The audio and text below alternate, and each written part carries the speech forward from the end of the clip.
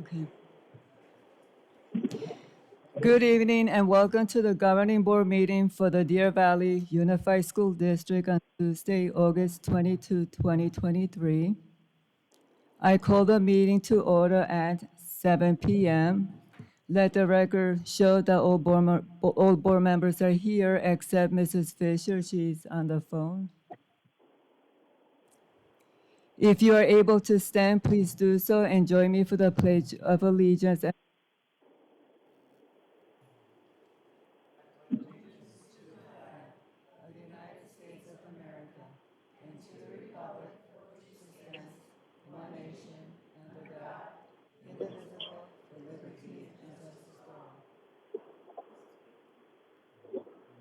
Mrs. Paperman, I'd like to recognize one of our staff's husbands was in a tragic accident and has passed. Four children that went through our school district, and she is one of, we're all our beloved staff, but she is one of our most beloved teachers at West Wing. So again, this is another meeting where we've lost people very unexpectedly. And perhaps we could remember what's important and just think some positive thoughts for the family for a moment.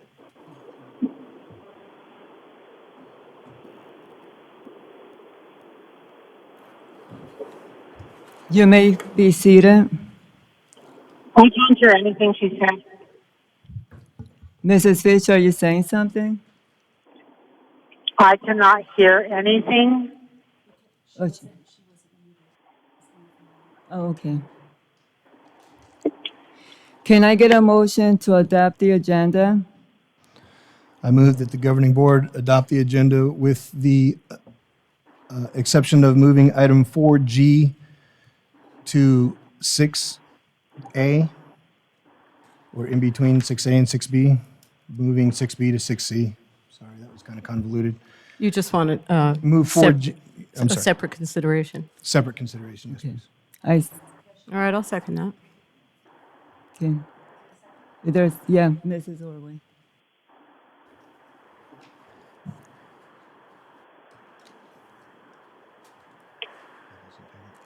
All those in favor? Aye. Aye. All that oppose? Aye. Sheila, per public request, I was informed if you can document the board members who are saying aye and who are saying nay. Okay, thank you. Okay, thank you. It was 5-0 approved. Okay, thank you. We are moving to action item 2, call to the public. I'm going to have Mr. Carver, please read the admonishment and call the speakers.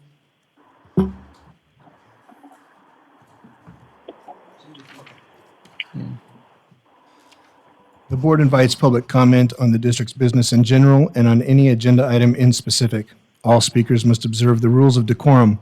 Speakers must fill out a card listing name, address, and topic and hand it to the board secretary prior to the president calling the meeting to order. Speakers must make their comments in no more than 3 minutes. If necessary, to accommodate all speakers within the 30-minute overall limit, the board president may shorten each speaker's time. Constructive criticism is in order. Rudeness, vulgarity, disruptive conduct, or remarks disrespecting personal dignity are not in order and will not be allowed. Under the Arizona Open Meeting Law, the governing board cannot discuss or act on any items not listed on the agenda. Board members may respond to criticism made by a speaker, ask staff to review a matter, or ask that a matter be put on a future agenda.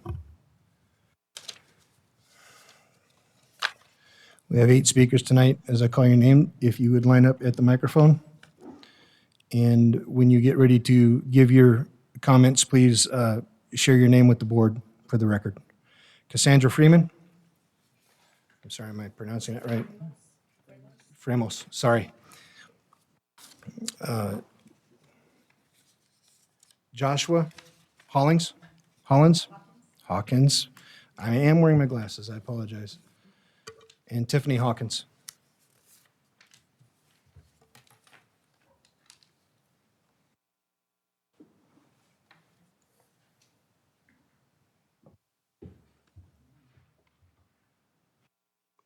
Cassandra Framos. I am a mom of 5 kids who go to a school within the district. One of my kids rode on bus route 131 with Ray Gulbranson.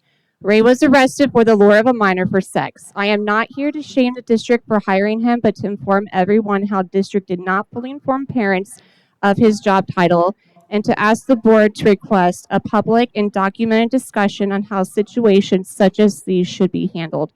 This was also allow us as parents to ask questions and to understand why and how the district needs to handle those situations and hold the district accountable if they do not do what they say they should do. My first concern is time frame.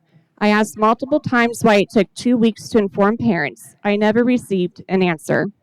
He was arrested on February 6th. He was given notice of paid administrative leave on the 7th, and we were not notified about this possible threat to our kids until February 23rd. I say possible threat since the crime he was arrested for was a direct threat to kids' physical and mental safety. And as far as I know, possible threats are made known to parents within 24 to 48 hours after you are notified about it. So why 2 weeks? What is the set time to notify parents of this type of crime? My main problem with this email was the job title, bus technician. I did notify people of this problem, but no one seemed concerned. I knew his job as a bus assistant, and his records show that all 10 times this job title comes up on his job history, it is bus assistant, not bus technician.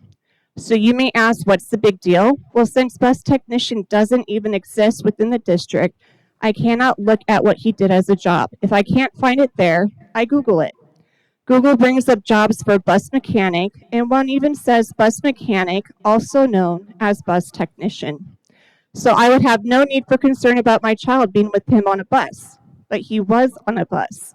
So I need to have concern.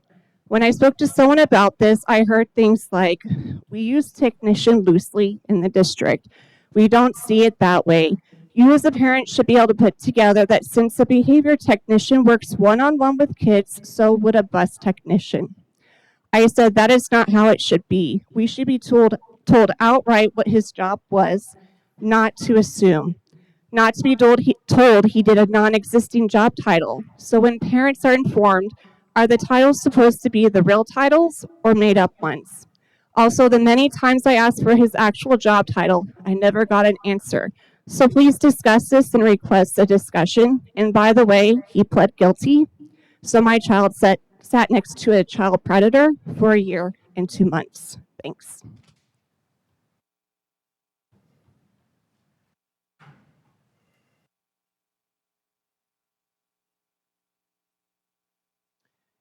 Good evening, Board. We're here tonight to address you in regards to an egregious error on the district's part. In this case, the issue is the law.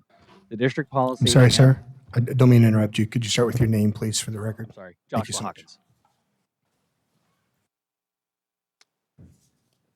Good evening, Board. We're here tonight to address you in regards to this egregious error on the district's part, the district policy and the local policy, but not the way that you think. It's the opposite. The issue is not that there isn't one, but the lack of accountability and enforcement of what's already there.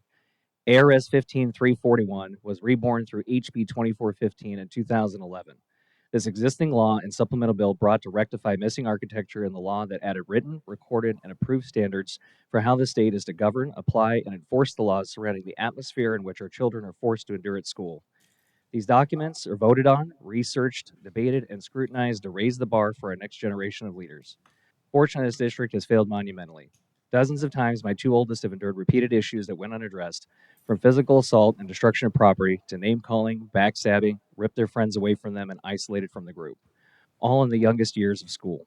No actions, no reports, no consequences. Kids are mean is what we hear. Nothing to report. We'll talk it out. But the schools will always allow them to continue. But if you ask the schools, they have nothing on file. No way of identifying a pattern if you never write it down. I'm certain this is not the wisdom and knowledge we wish to impart to our most vulnerable. For those not familiar with this bill, I'll briefly overview. 15341, that the governing board shall enforce policies and procedures to prohibit harassing, intimidating, and bullying. Policies for pupils, parents, and school district employees to confidentially report. District employees report in writing suspected incidents. Disciplinary procedures for employees who fail to report. School district shall maintain documentation of all incidents reported for at least 6 years. and procedures from notifying the alleged victim of the completion of the investigation.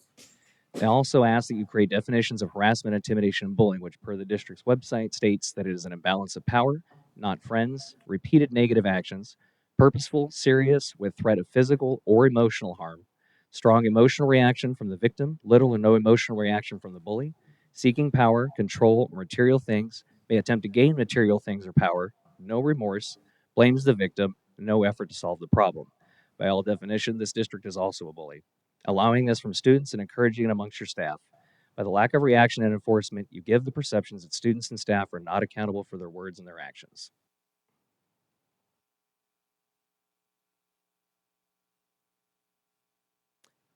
Tiffany Hawkins.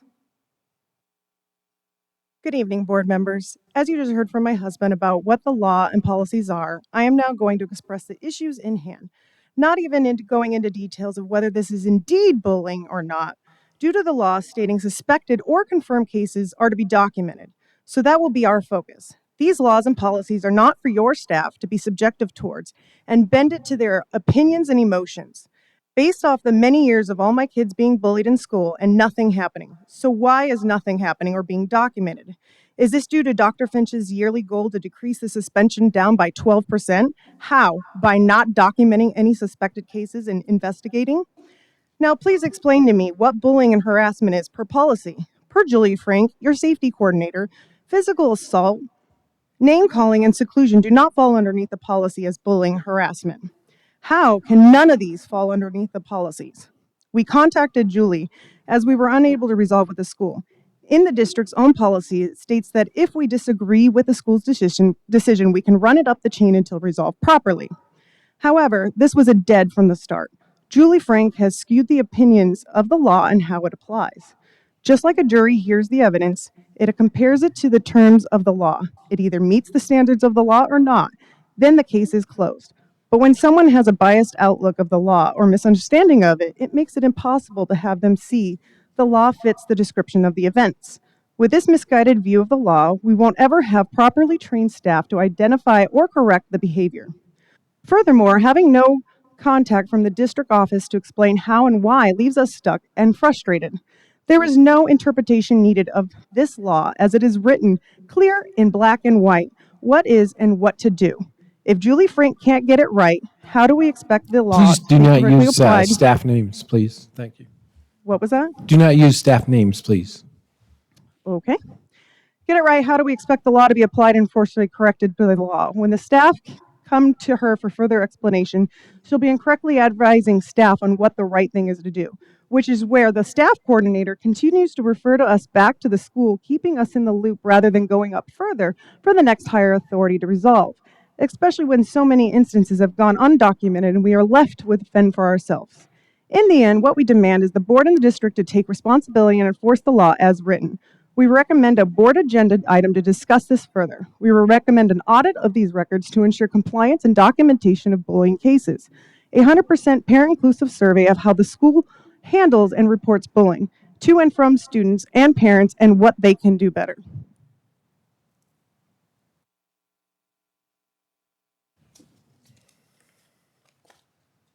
Anything? Okay. Hal? Sorry, I don't even want to try give it a shot there, Hal. Thank you. Donna Gutkowski? Jerry Knorr? We'll go Ada after that, and Wendy Crow. Thank you. Please start with your name, and then your 3 minutes will start. Hal McCall is on Agenda 5C to approve the outside agency to process employee and parent satisfaction surveys on the action item.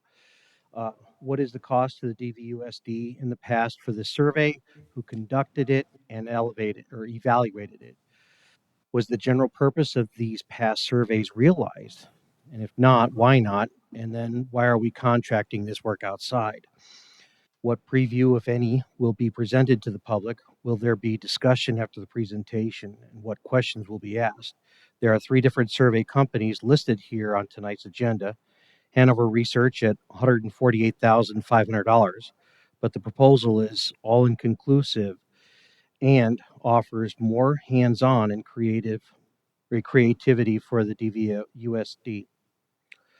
McReal International, this is a 501c, 5,000 for 2 online surveys plus the internal plot, timeline, 1-hour planning meeting, and all identification removal after the survey is completed. You add on $6,500 to improve their survey design and completion rates, then add on another $16,000 to aggregate results, identity, trends, and share filings. Then you've got Panorama, $66,000 for 1 year or $62,000 for 2 years. This is the least favored due to the website's language because with social emotional learning, it states, phrases such as these could be rejected by some and the results wouldn't be complete. At least that's my feeling. Panorama will not release this information regarding their criteria unless you sign up and enter to their database. I think this is a really big no-no. And I'd also like to ask, what is the ultimate goal of this survey? Thanks.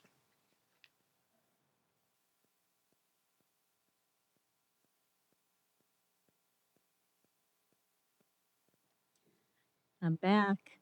Donna Gutowski. I have a medallion here that was given to me, and it reads, "A truly amazing team is hard to find. Thank you for being a key player of our team's success." So, communication is the key to success. In fact, teachers should be the key communicators to our children after their. I would like to address the level of communication at the Deer Valley board meetings. I believe it would be greatly improved with just a few simple changes. One, the public, we, need to sit closer to you to enable us to hear all that's being said. I understand this choice of seating was put into place due to COVID restrictions. We no longer have those restrictions. Two, sitting closer enables us to read body language. Body language is important to understanding the point you're emphasizing and eliminates much misunderstanding. We are a community with a mutual interest in our students' and teachers' needs. If we can't hear, we can't help. Camaraderie is a requirement for success in education. We are alienated and marginalized with this seating arrangement. This can be easily remedied by moving the public seating into the gap between the support staff and the dais, or simply placing the chairs 6 to 10 feet closer. Last but not least, we ask that you all please speak up and directly into the microphone. I thank you for your consideration and will gladly move my chair tonight to begin a better working environment for all of us.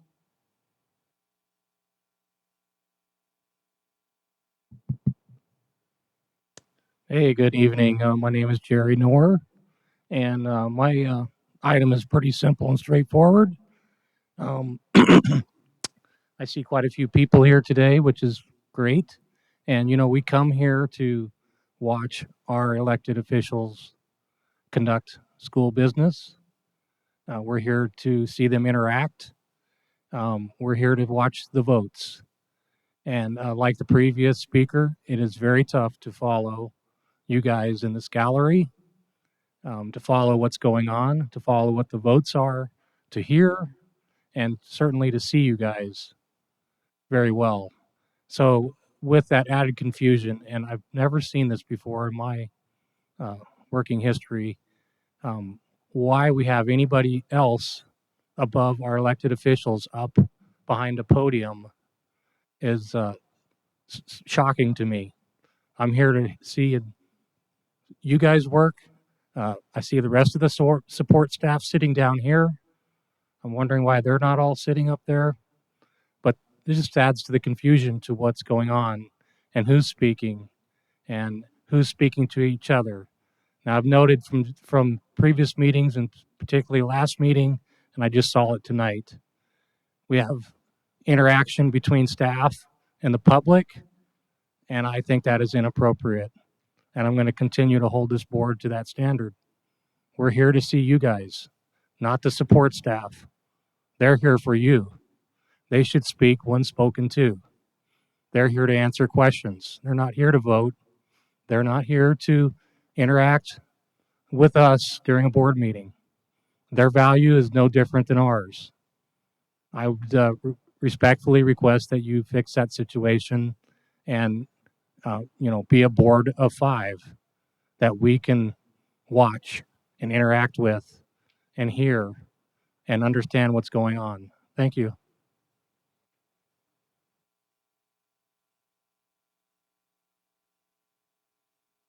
Good evening, board members. I'm Alta Westfall, and I'm here to address the issue of grading, traditional grading versus standard-based grading. It's my understanding that this board voted for standard-based grading back in the spring. However, when you look at the website, you see vestiges of the standard-based grading still on your grading system.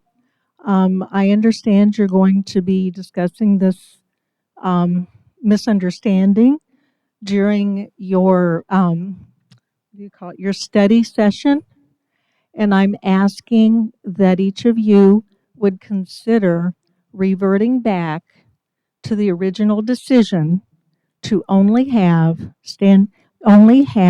traditional grading within your district.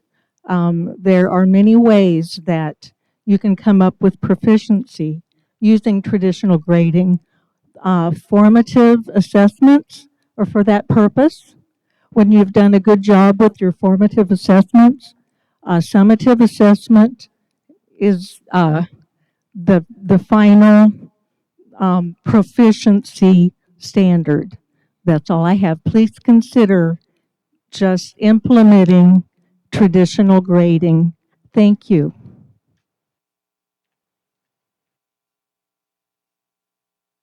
Wendy Crow, good evening. During the COVID outbreak, the Deer Valley Unified School District continued the policy of masking children on campus, even after the governor dropped the mask mandate for Arizonans, as schools and businesses were getting back to normalcy. The Deer Valley Unified School District mask policy was in effect for all students, staff, visitors, regardless of whether they were symptomatic or not. If students refused to wear a mask while on campus, they were subject to disciplinary actions. Many studies have been conducted about whether masking is beneficial against respiratory viruses and have shown inconclusive as to the benefit, especially if not worn correctly. There are many studies on adolescents' growth, however, providing proof, as we have seen, that masking children is a detriment to their social well-being and educational growth. With hearing rumors of the Biden administration, from the Biden administration, that COVID policies may be going back into effect as early as September, and with the hindsight as our guide, we expect the Deer Valley Unified School Board to commit to a no mask policy during future respiratory outbreaks. Will you stand strong against masking our kids?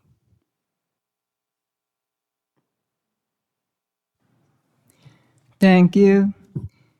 We're going to move on to item 3, old business. A, approve proposed Arizona School Board Association ASBA 2024 political agenda. Do I have a motion to approve this item, please?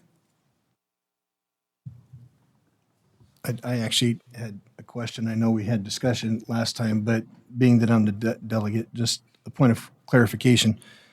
There are line items in this political agenda that aren't very appetizing for a lot of people. So, are we to understand that if we vote for this as the board, that being the delegate, I'm expected to accept this as it sits whole, or will we be addressing it line item by line item at the conference? Can anybody answer that question for me or the community?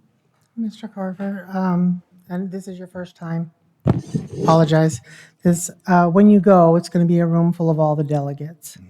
There are, 4 or 5 items that we selected. Right. Our expectation is that you'll support those items.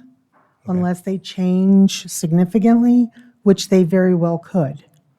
Okay. Beyond that, you're going to have to use your best discretion and make decisions based on what you believe is your best option. Because there will be a lot of different viewpoints. They may change what's up there. They may discuss it. And at times they may just call for the vote. And then you're going to have to go one way or the other.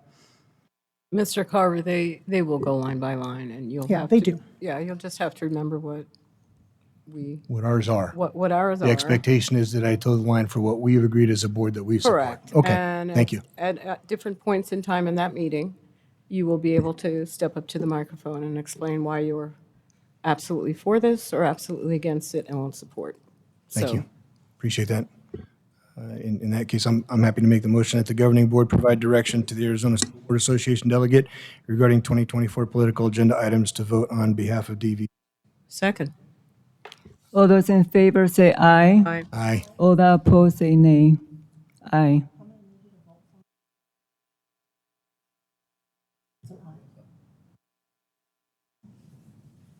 It is showing on the screen, but it won't let me join the meeting.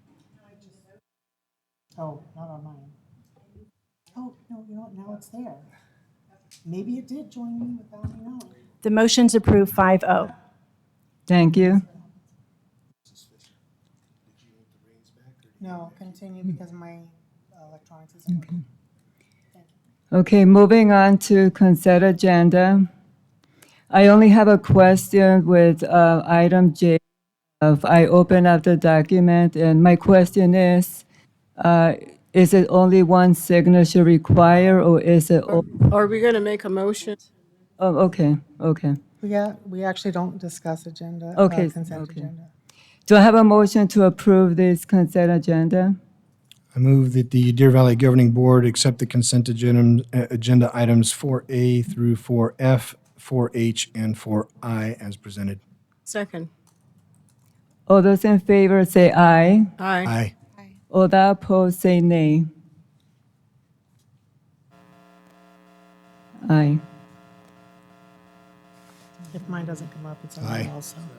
Yeah, okay. Oh, okay.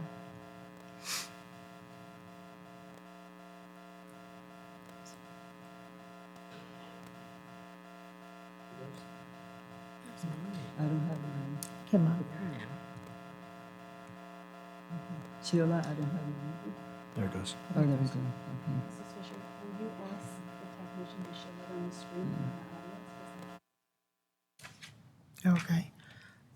Who's back there? Gary, can you post up above the motions? Because it's not, they're not able to see it. There you go. Thank you. Okay, thank you. We're moving on to item 5, action item A, approve employee professional development out of state. Are we going to go back to the item that was asked to be separate consideration? It's moved to following It's moved discussion. to 6, discussion. After the discussion. Oh, okay, that's I interesting. believe they're linked together. All right. Okay. I move that the governing board approve all employee professional development out of per governing board policy GCC.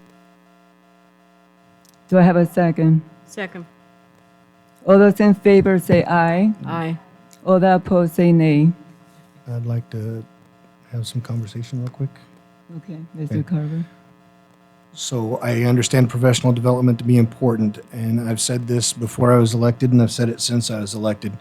These organizations that we do business with need to do a bit of a better job of not making it look so much like a vacation with the sites that they pick. I understand that Hawaii is part of Region 5, and God bless them for being part of Region 5 for CTE, but it doesn't look good to the constituents when we send a handful of people to Honolulu, Hawaii. Same thing for St. Pete's, Florida. I'm not saying that the professional development shouldn't be approved. I just think that these organizations that we do business with, we, as stewards of the public dollar for the district and our partners, our stakeholders that are part of these organizations, we need to do a better job of communicating with them to let them know that this is terrible optics, especially in today's world where every penny that government organizations are spending is under scrutiny. So with that, I still vote aye. And Thank also you. a clarification to the other side of the page was J and K too. You didn't see the second half of it. The motion was just through I. With clarifications through J, through My K. apologies. Do I need to correct that motion? Do I need to correct that? It's Good. in the motion that you voted on. How many ayes do we have so we can tell the public? Screen right there. Oh, they see it? Okay, good. So it passes 4-1. Okay, thank you. We're moving on to item B, approve addenda pre-approval. Can I have a motion for this item? I move that the governing board accept the administration's recommendation to approve the addenda as presented. Is there a second? Second, Ben? Mr. Miglorino, is there any presentation for this? President Paperman, no formal presentation for this. Thank you. All those in favor say aye. Aye. Aye. All that opposed say nay.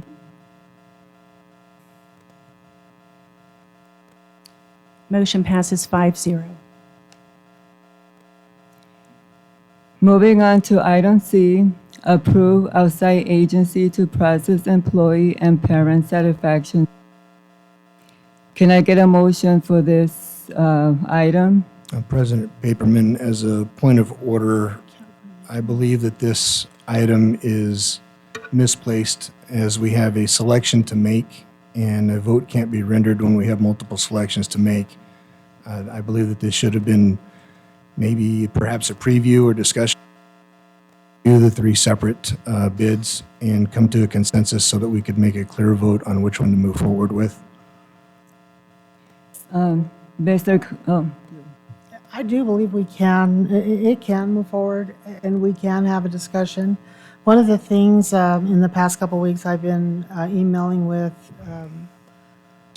the Auditor General, or sorry, Attorney General's office is just because a motion is in here does not mean it has been made. The motion that is made by us, and there's not a reason we can't have an agenda, a discussion prior to making a motion. Neither Robert's rules, even though we don't follow Robert's rules, or any other meeting states that we can't have that discussion. However, I mean, I can understand if board members want more time with these items. So it's up to the board. However, there isn't a reason we couldn't discuss them and decide to vote on one, or discuss them and decide to move it off. This is the board's meeting, and we can make that determination if the board so wishes. Okay, so I put this item on the agenda for the reason that it was a request from the parents and teachers. And I'm going to explain, and then we can go to the other board members to give their explanation. So I requested to prioritize a third-party survey to ensure there is transparency, effective communications to parents, staff, students, community members, and improving engagement trust with the district. By allowing a third-party survey, confidentiality and transparency will increase. Parents and staff and community members will be open to be honest and truthful without worrying they will be identified by the district. I suggested Hanover Survey Company since it's already put into practice by the Scottsdale School District, but it's up to the board what they vote. Hanover expertise are based on data analysis, service quality research, strategic advising, benchmark, and best practice. Research and insights include evaluating the influence of school environment on student staff well-being, the why and how of a positive climate, solving K-12 professional learning challenges, navigating K-12 superintendent's transition, strategies for success, new superintendent transition toolkits, transforming strategic plans into results, the essential of program evaluation and data literacy, engaging families and communities in K-12 education, measuring support students' well-being, inclusive teachers recruitment and retention practice, effective superintendent and school board collaboration, and etc. Surveys help communicate the district values. For example, when a district conducts a survey regarding bullying, it tells the stakeholder they are investing in improving the school safety. Surveys also provide insight into how stakeholders feel and what they know. For example, when conducting a survey regarding the grading practice, it can help dive deeper into what stakeholders truly understand about the issues of concern.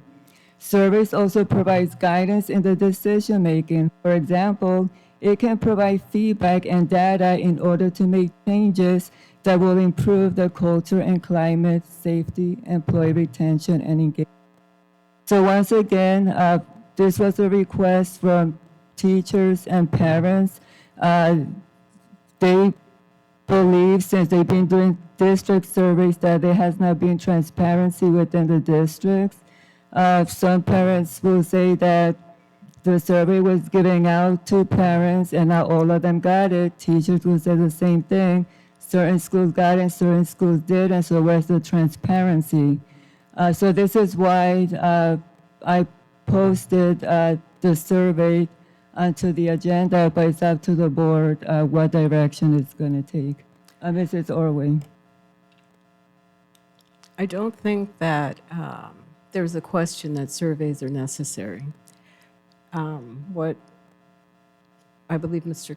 Carver was reaching to, and what I count on, is that whenever we have something that we are going to vote on that will, well, everything affects our kids, our community kids, staff, we need to have a preview so we can digest the information, understand what the scope is, what the results we're looking for, what's different from what we expect to be different from what we're already doing.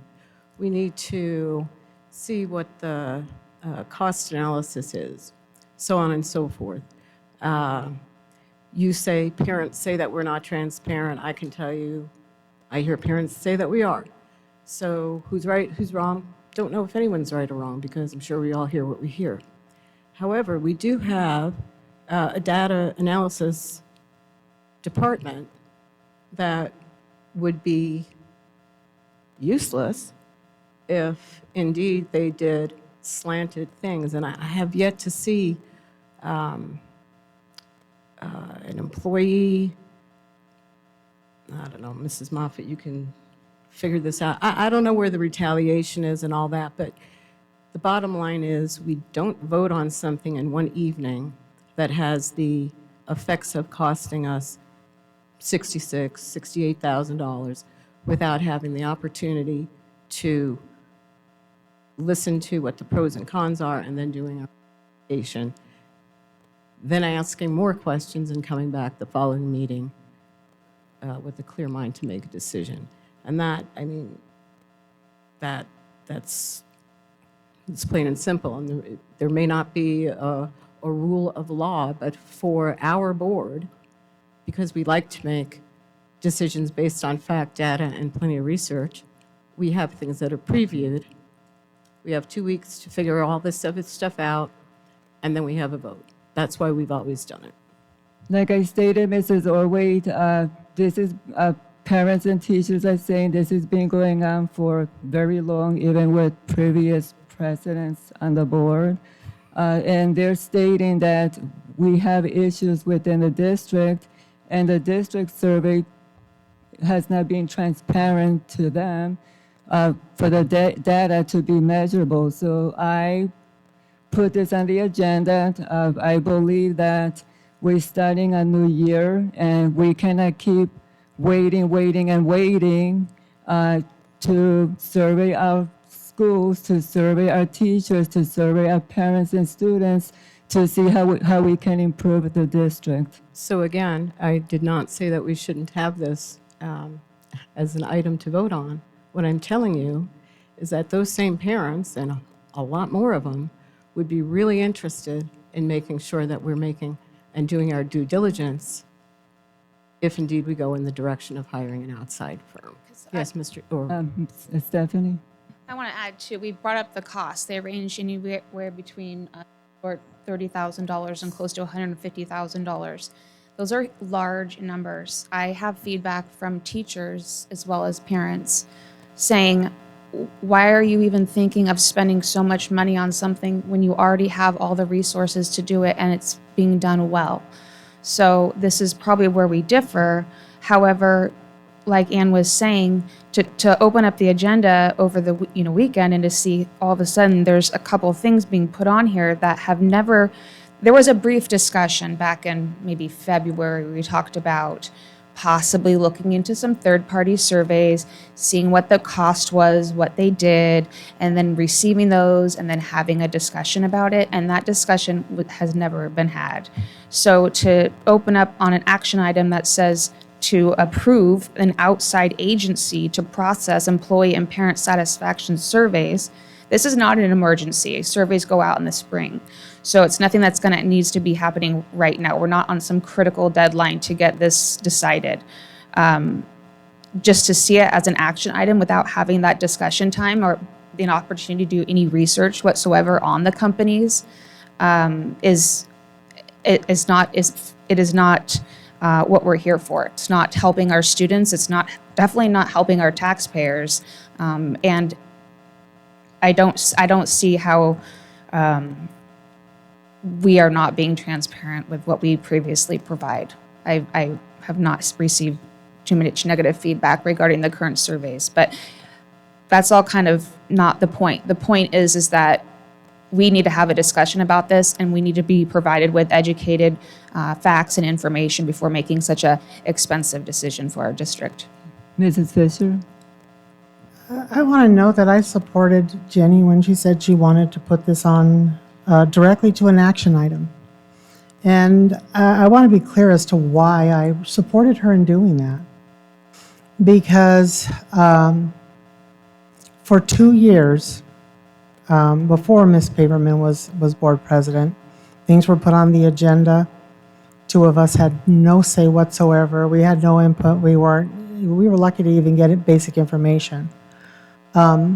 Since January, any discussion that we have even tried to attempt to have has been pushed off, thrown off, put out. Amazingly, conversations just get twisted up and it's brought to the board. And so I supported her because odds are if she hadn't put it straight to an action item and insisted, it would have just been bumped off indefinitely. Because that is the truth of what has been occurring in this year, is everything is just bumped off. Prime example is the quote-unquote study session, which, we did not talk about moving everything to a study session. We talked about the long-winded reports that kept the public from being able to really see anything, is what we were going to move. And yet now we have, 10 items on that agenda? And we're not going to be any more, or 10 pending anyways, we're not going to be any more refreshed after 7 o'clock on that day than we are on this day. So that is not a valid reason. And so honestly, my support for Ms. Paperman in putting it in the way she did was because she really has no other method to get it on. Everything she tries to do, she's fought. She is undermined. She is, and so I supported her in putting it on that way. As far as the discussion, it's not just the community. We discussed it because the surveys directly impact the superintendent's goals, and also because there have been concerns. Do we do a great targeted survey? Yes, we do. A targeted survey targets a group and gets an answer from just that group, which is exactly what are the complaints that we've received from parents. because when the targeted group went to parents, it only went to some parents. And so I've gotten the same complaints. I can't argue with Ms. Paperman and her method or her intentions because she's trying to do the best she can with zero cooperation. Mrs. Paperman, President Paperman, sorry. Mr. Carver? Just to follow up, we've already heard one public speaker today mention that they were curious as to why we'd want to spend money on something like this. And so for that reason, I make a motion that the governing board move this item to the September 12th meeting and be received as a preview item so that we can have open discussion and transparency to the community as to the 3 organizations that we're considering so that we can move forward to discussion from that point. But I would like to see it as a preview item on the 12th. I'll second that. All those in favor? Aye. Nay? Aye. Nay. I do want to clarify my vote.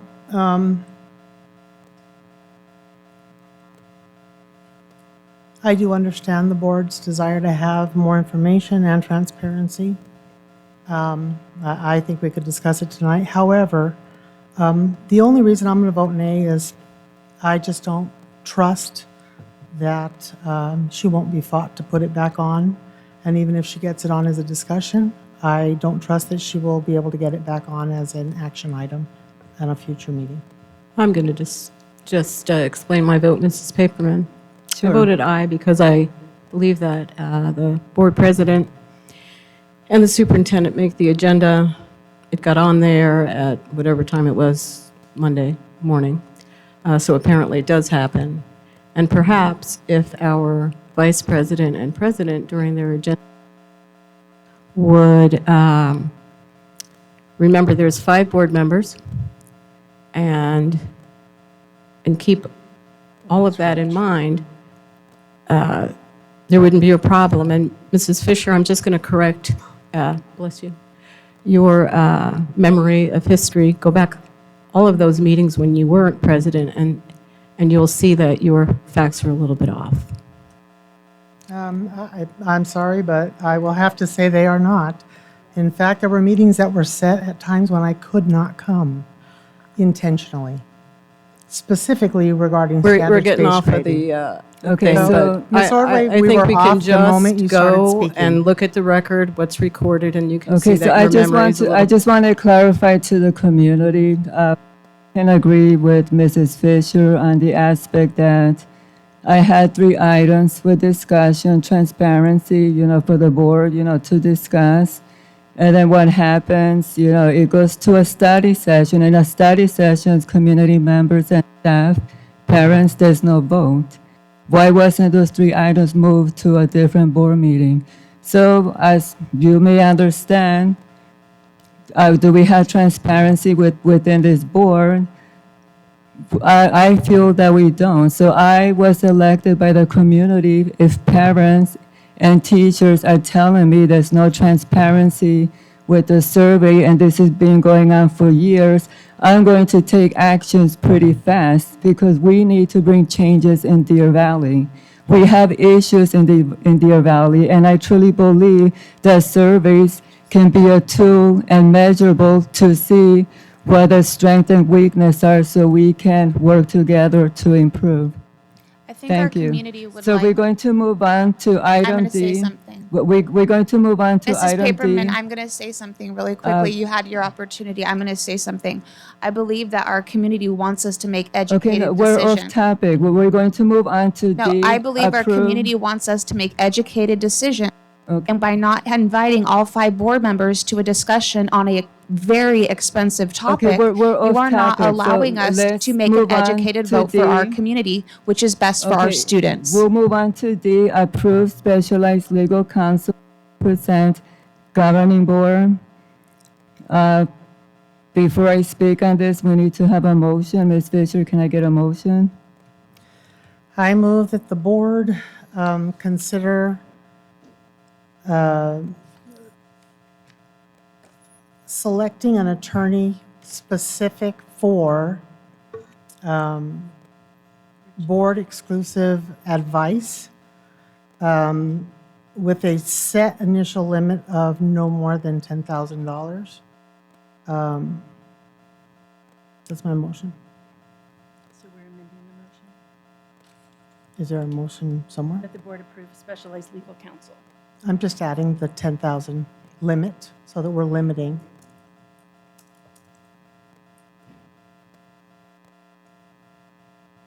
Do I have a second? You can second. I'll second it. Okay, so I'm going to read why I put this item here. I requested to add the specialized legal counsel as an action item by using my judgment, making the decision that I have concerns with Dr. Finch Friday update on August 18, 2023. I will read what he stated. I would like to let the community know that the Friday's updates are public records. Mrs. Fisher and Mrs. Paperman have been on social media to illuminate the community and DVA of a consultant who has some issues in his 20s that we use today at DVUSD, Dr. Deacon. We saw him at the state superintendent's conference in Tucson and Flagstaff and started following him after, as he is a national Title I expert on improving Title I schools who are struggling academically. DVUSD has a group of Title I schools that are really struggling to perform up to their potential, and this expert is echoing our approach by a different voice. As you know, Dr. Zerba comes from Title I background and believes Dr. Dike is the missing piece our teachers need to hear to reinforce our DVSD work. The Title I principals love him and appreciate his approach to focusing on the most important work, connections, and academic. Here's the article on him where he applied to become Portland superintendent recently. Mrs. Paperman asks for an update. Okay, I'm still reading. Mrs. Paperman. So, Mrs. Paperman asks for an update. This is what Dr. Finch said. Mrs. Paperman asks for an update at the board meeting on Dr. Deacon, how we selected consultant, background checks, etc. As with all consultants, just like board members, they cannot roam around the district without a teachers, administrators, in or not be around kids. Dr. Deacon works for Scholastic and is an approved vendor or other vendors. The short answer is no, we don't have time and never will. We get our references from other school districts, pre-approved organizations, or state institutions approved list. We do not scour the internet for their past history or events they may have done when they were youngster.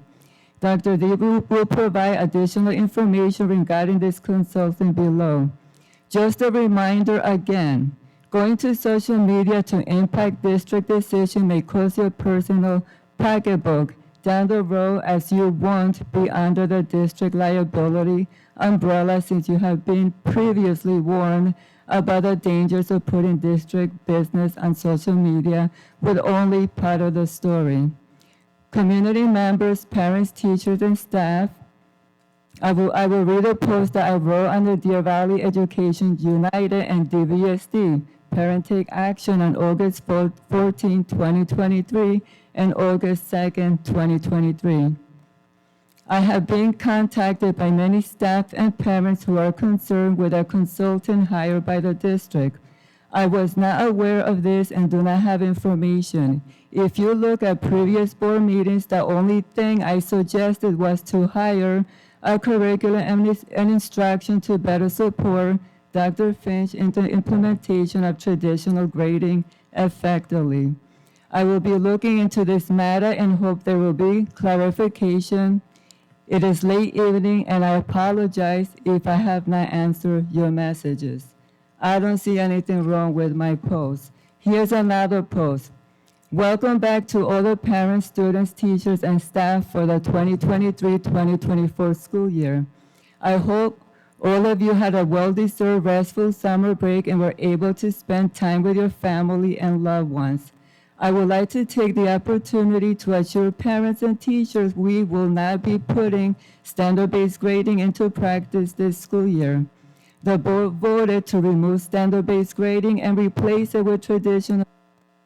If standard-based grading is put into practice in DVUSD, it will be a violation of the vote that was taken. I was also informed by Dr. Finch Power School grading will be switched to percentage. Please email the board and provide updates on the traditional grading system. I want to make sure the superintendent is following through and is held accountable for his action.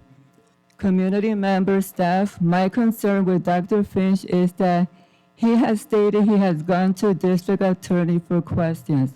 I do not know what kind of questions Dr. Finch have asked the attorney on different issues, concern, or board topics. I am not an attorney, so I do not comprehend what he means. One, going to social media to impact district decisions may cause my personal pocketbook. Two, I will not be under the district liability umbrella since I've been previously warned about the danger of putting district business on social media. I have concern that Dr. Finch is building a case against the board president for advocating for the parents, teachers, and staff community members.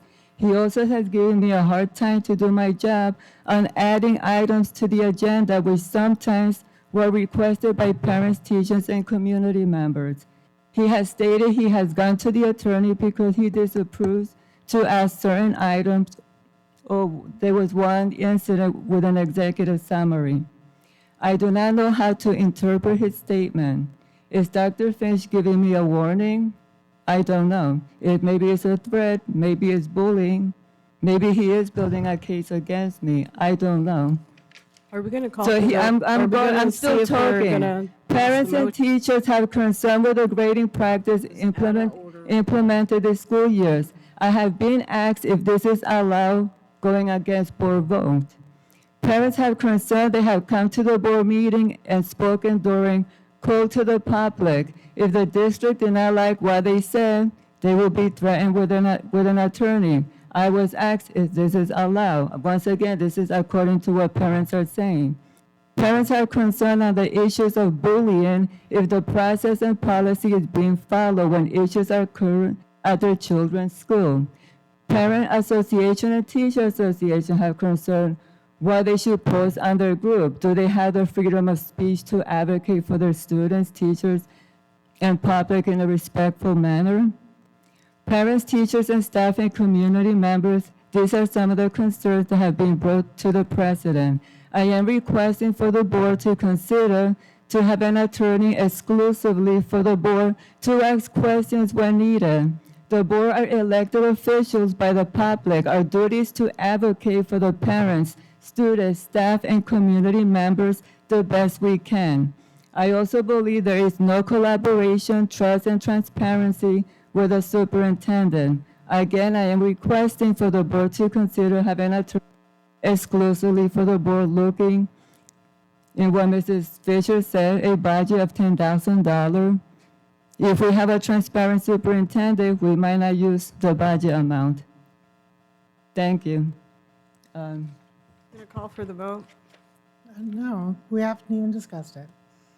You know, I find it a little bit interesting that anytime we wish to discuss something, board members want, we're not going to talk about it, or we're going to shush you up, or we're going to override you, but, or we're just going to jump in and just talk louder than you. And then scream, transparency, let me talk. I'm actually impressed that Ms. Paperman went through everything she did to list why she believes we needed the attorney. The only thing I can say is the whole time she was requesting this item, it was nonstop deflection towards me saying, you're just doing this because Ms. Fisher wants to fire me. You know, and I've never asked for the superintendent to be terminated. Never. I have not asked for him to be terminated. I have asked for him to be disciplined. However, He has said it so many times. His wife has said it so many times. Others have said it so many times. People are starting to believe it. And every time Ms. Paperman, he never even asked what her reason was. It just automatically went to deflection towards me. And the truth is, he's been threatening me with the lawyer since I got elected 2 years and 8 months ago. Well, more than that, actually, almost 3 years ago. And so, yeah, I would like an attorney to just at least answer some questions. There are times that we are operating in ways that I believe are questionable. And truth is, if you can file with the Attorney General's office, and odds of them ever doing anything with the school district are slim to none. We have questions, we have complaints from parents, we have issues with bullying, we have issues with, honestly, board members being threatened. So what is it the board members are to do when any lawyer that we can talk to is beholden to the superintendent? And I know there are some lawyers that I really do value their decisions and their judgments, and personally I like them. However, one of my favorites right here gave an opinion and a week later reverted her opinion. So how can I as a board member trust that the opinion I'm getting or the legal advice I'm getting is not dictated? So what you're saying is that these esteemed legal counsel that we would pick from in and out, that we already have in-house, that we pay for in-house, that are on our approved vendor list, you're saying that they would protect the superintendent. lose their, That's what I'm saying. they'd be sanctioned by the bar and lose their licenses Won't be because sanctioned by the of what? A superintendent? Don't think so. So I'm going to ask, unless somebody else, either of you have something to say, I'm going to ask for the vote to be called. This was also discussed at the January 26th meeting, and believe that it was not something that we were interested in. Once again, Mrs. Orway, I stated that this is an emergency because I truly believe that Dr. Finch is building a case against me. At a minimum, he's threatening board members. Mr. Carver, go ahead, I'm done. Mr. Carver. Yes, thank you. Those of you that know me know that I try to make my decisions based on fact and statute and policy. And whereas within the policy, we do have the right to seek legal counsel, the ARS 15343, employment of professional help. Please indulge me while I read this to the community so that they can understand the challenges that we're dealing with here. The governing board may employ professional personnel deemed necessary for making surveys and recommendations relating to the curricula, physical plant, or other requirements of the district. The governing board may employ an attorney to represent the district if the county attorney consents. The purpose for which an attorney is hired shall be set forth in writing by the board. The governing board may employ legal counsel without the consent of the county attorney when, in its discretion, advisable. Compensation for legal counsel under subsection B and C of this section is payable from the district funds. If any attorney is employed without the consent of the county attorney shall not have the duty to represent the district with regard to any matter for which such an attorney was employed, and shall not be responsible to the district for any exercise of or failure to exercise professional judgment by such an attorney in his representation of the district. The county attorney is not required to assume the duty to represent the district on a matter for which an attorney was employed without consent. An attorney employed pursuant to subsection B of this section shall represent the school district with powers and duties otherwise performed by the county attorney pursuant to sections 11.532 subsection A, paragraph 10. The provisions of subsection B and C of this section are in addition to and not in limitation of any other powers held by the board. The part of that, well, for starters, I thought it was kind of comical that in classical legalese, in section B, they tell you that you can't do it without asking the county attorney, and then in section C, they tell you, but we're just kidding, if you really want to, go ahead. But the part that was important to me, though, is that if you choose to move forward without asking the county attorney's permission, You and your lawyer of choice assume full responsibility for the decisions of that lawyer, the county 10-foot pole, regardless of what the outcome of whatever the legal issues are. My only other concern that I had, and again, I'm kind of the new guy in the room here, but I've had legal questions since I've been on this board, and I know that we're dues-paying members of the ASBA. They have an in-house attorney. I call him at will and speak to him regularly. I understand for him to issue a piece of paper would probably cost money, but he's willing to sit there and listen and give you legal advice. In addition, we also have access to the county attorney as being part of the government that we're able to use. And then, of course, we have Udall Shumway, which has been discussed here, that is not preferential to the part of the board making the motion. So just to continue the devil's advocate just a little bit farther, in conjunction with the previous item that we discussed, where we would like to see a preview and then a discussion. And I understand the sense of urgency that President Paperman has, and I'm not trying to belittle that at all. But again, being stewards of the taxpayer dollars and being given that kind of responsibility, if we voted yes for $10,000 to be spent, maybe the problem doesn't get resolved in $10,000. What does that look like in a month or 2 months from now, when the desired result hasn't been achieved by the people seeking legal counsel? I would like to see, if we were to consider this, because again, with transparency, just like our surveys, there are those in the community that think that maybe the board should have their own representation, even though they have access to neutral representation at no or little cost. I still think that if this is something that is sincerely being thought about, even though we've already, as previously mentioned, voted and it failed, that I would think that a prospectus, so to speak, would be put together of what the scope would be, because it does say in this ARS that the purpose for which an attorney is hired shall be set forth in writing by the board. We currently don't have a proposal as what this attorney would be used for, except just to try to prove that Dr. Finch is doing something illegal. Again, if he's doing something illegal, by all means, repercussions should follow. But we have access to folks to tell us if he's doing something illegal before we just agree to a $10,000 check, without knowing who we might hire, when we might hire him, or how long we think $10,000 might last. So for that, I would respectfully request that this be withdrawn and put in proper form, maybe bids put out as to what $10,000 could get us, so that we could take this under consideration as a preview item forward with the diligence that it deserves. Thank you. I would add that perhaps if we're going to spend time doing that, we might see how this legal counsel can be utilized by one board member, by 5 board members, by 2. All of that stuff would have to be outlined. Okay. Mrs. Fisher? I'm just going to flat out say this is gameplay. And I don't care if anybody likes it, I say that. Number one, board members cannot contact the county attorney for an opinion, to talk to them, or any of the above. If you contact the county attorney for an opinion on something, they will say the opinion must be submitted through your district, and then they will provide an opinion.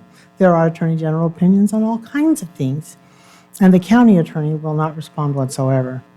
So even if it's written that way, we all know it won't happen. Additionally, ASBA, while it is a nonprofit, what little it does have and the salary of the individuals who work for it are paid by districts, not by board members, by districts. So again, there we have no representation. Unfortunately, if the board chooses not to have an independent attorney to provide basic consultation or information, it will leave Ms. Paperman to simply choose one of the attorneys who may or may not give a true opinion based on the desire to continue to work with the district. They may just choose not to give an opinion. She's brought it forward. She's made it clear to the community, to the employees, to the teachers, and to the board that she needs support.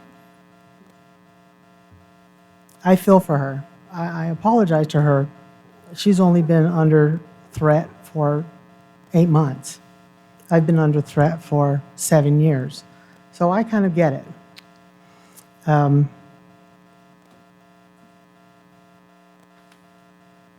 I guess I don't know what else to say, Jenny. If you can't get someone on here who wants to Well, have an accountability, you're I just gonna just have would like select. to let the parents, community members and staff, I try my best.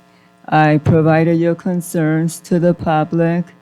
It takes 3 votes in order for the board to have an exclusive attorney to ask questions that you ask. I don't have the answers. I'm not an attorney.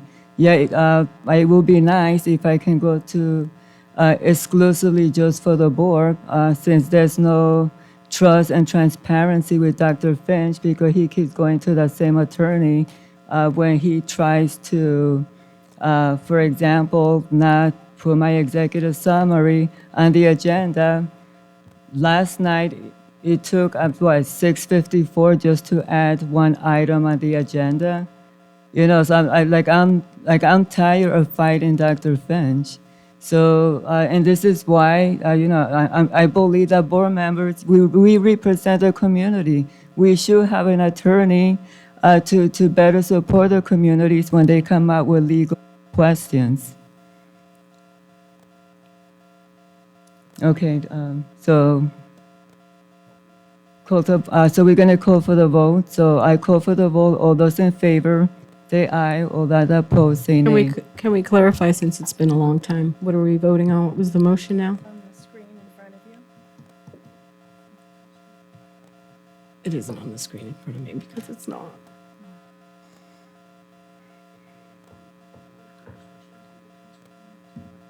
We're leaving it at that. Okay, I vote nay.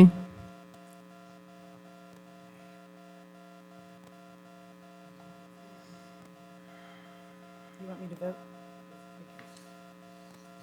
The motion fails 2-3.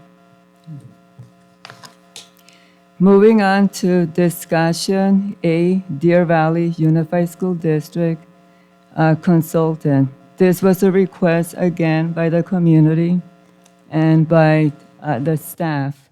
So I am going to read why this was put on the agenda. I was contacted by parents and staff with concerns regarding the consultant. I was not informed by Dr. Finch regarding hiring a consultant. I let the parents and teachers know in Deer Valley Education parents take action that I do not have information and will look into this matter and hope there will be clarification. I communicated with Dr. Finch to do a thorough background check. He stated he will provide information on the Friday update, August 18, 2023. For full transparency to the public, the Friday update is a public record. So according to the Friday update, Dr. Finch wrote the consultant had some issues in his 20s. He saw him at the state superintendent's conference in Tucson, Flagstaff, and started following him. According to Dr. Finch, Dr. Deacon is a national Title I expert on improving Title I schools who are struggling academically. Mrs. Paperman had asked for an update at the board meeting on Dr. Deacon, who was selected consultant, background checks, etc. Dr. Finch wrote, as with all consultants, just like board members, they cannot roam around the district without a teacher, administrator, in or not be around kids alone. Dr. Deacon works for Scholastic, is an approved vendor, any other vendors. The short answer is no, we don't have time to and never will. We get our references from other school districts, pre-approved organization or state institution approved list. We do not scour the internet for their past history or events they may have done when they were youngster. The public asked me to read the concerns that came to me, so everyone understands for those that did not see the article. Field superintendent candidates fight to keep embarrassing background Dulce Secret, OregonLive.com. Portland Public School refusing to release the background report that caused board members to serve under lone finalists to lead Oregon's largest school district. That's because Dr. Dickey, the Atlanta administrator who board members proudly introduced to the public in March, then declined hire in May, is fighting its release.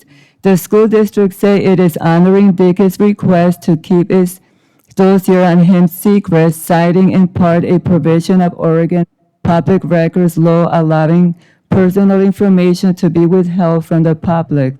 There's a high threshold to me to be able to keep such information secret. The Oregon Attorney General's public records manual advises that personal information redacted from public records must be something that an ordinary reasonable person would deem highly offensive. Dickey hired a Seattle-based law firm, Perkins Coie, to quell journalists' requests for school boards have portrayed as a sure bet. Multiple Portland news outlets, including the Oregonian, Oregon Live, as well as the Atlantic Journal-Constitution, have asked to see the report. The report contains numerous details about Dr. Dickey's history, including age incidents that resulted in criminal and civil judgment against Dr. Dickey. A letter from Perkins Coie reads, although these incidents occurred years ago and were minor in nature, the specific presented the report, the associated narrative, those events are highly personal and will tend to cause embarrassment and harm to Dr. Dickey's professional reputation if they were made public. Dickey, 43, was arrested for theft by check when he was in his early 20s. The criminal case involved a small amount of money, court records show. Court records show Dickey twice took it out with his homeowner association in Maryland. The homeowner association took Dickey to smoke claim court in 2005 and again 2008 for refusing to pay combined $3,200 in fee. Records show he had to have his wages garnished and lien placed on his home before he settled his debt. Maryland court records also show 2 citations, 3 months apart in 2006 for driving with a suspended driver's license. School board member Paul Anthony has said he was disturbed about Dickey's inability to admit to the past incident, which he said were otherwise not a big deal. We are a district where telling the truth to the parents, to the public, to the city has been a real issue for many years.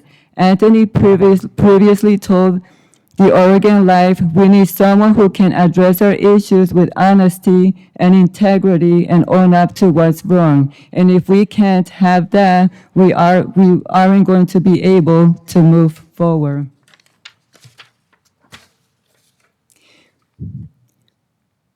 Parents, staff, community members, I do have concerns with Dr. Finch's statement on the Friday update. For example, the short answer is no, we don't have time to and never will. We get our references from other school district pre-approved organization or state institution approved list. We do not scour the internet for their past histories or events they may have done when they were youngster. I truly believe that anyone that is coming to our district or going into the classroom or being around teachers, regardless what position they have, they should have a thorough background check, regardless if they're coming for another district, to make sure that we're protecting our staff and students. I had concern with the article stating the school district said it's honoring Dickey's request to keep dossier on him secret, citing in part a provision of Oregon public records law allowing personal information to be withheld from the public. I have concerns with the article stating that's because Mr. Dickey, the Atlanta administrator who board members proudly introduced to the public in March, then declined to hire in May, is fighting to its releases. I have concerns with the article stating the Oregon Attorney General's public records manual advises the personal information redacted from public record must be something that an ordinary reasonable person would deem highly offensive. I have concern with Dickey's attorney letter. Dr. Dickey, a letter from Perkins Coie reads, although these incidents occurred years ago and were minor in nature, the specific presented, the report, the associated narrative regarding those events are highly personal and will tend to cause embarrassment and harm to Dr. Dickey's professional reputation if they were made public. I believe we as a district are also facing challenges where telling the truth to parents, to the public has been an issue. The public has informed me that there's no transparency in our district. They even have requested for the Friday update, which is a public record, and Dr. Finch refused to provide it. We do not need another employee who is also fighting not to give up his public records and was willing to hire an attorney. I am asking the board to consider the district going back to the drawing board and find a candidate with better background. Also, give the teachers a voice. How do they feel about adding more professional development work hours on top of professional development? We also need to consider teacher retentions, which should be our top priority. If we don't have teachers, how are students going to be educated? If our parents have concerns with this article, which they're telling me, well, why is he hiding that he doesn't want to present to the public? I'm going to pull my students out. If we don't have students in our district, we don't have a job. Thank you. Any questions, Mrs. Fisher? Actually, I was kind of surprised. Well, probably not surprised, but kind of impressed, all the credit I always get, when Mr. Finch noted in the Friday update that I'd been posting all kinds of stuff. Really, all I said was, does anybody know about this, and posted the article, because I knew nothing about it. It was not shared with the board. It never came before the board. And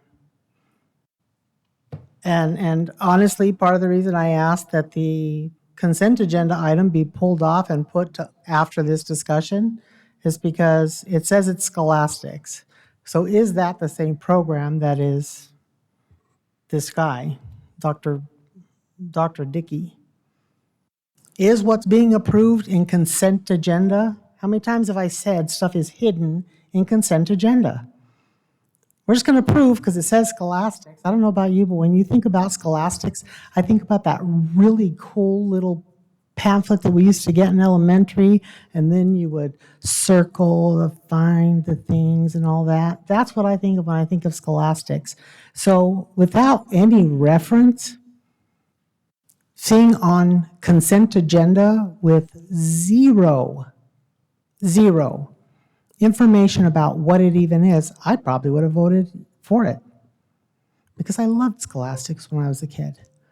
This is the transparency that we don't have. And I just have to thank Ms. Paperman for bringing it forward and for informing us, because I never got a response from, does anybody know anything about this? Not a response from anybody, and especially not administration, who obviously somehow knew I had posted, does anybody know what this is? Because I made note. I was noteworthy in the Friday update, but I'm used to that.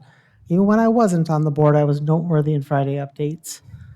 Any chance to slander me has been great. I want to first ask the question, is the item that we removed from consent agenda, in fact, this guy's program, or this program specific? Are we moving to the next item, or are we still on the? We're on the discussion for that. I just need to know is that what we're discussing? Because if not, then it's two different discussions. Well, I think it would be too, right? So you're saying item G, authorization to enter into additional cooperative contracts purchase for fiscal year 2023-2024, which I believe is a $400,000 budget for this.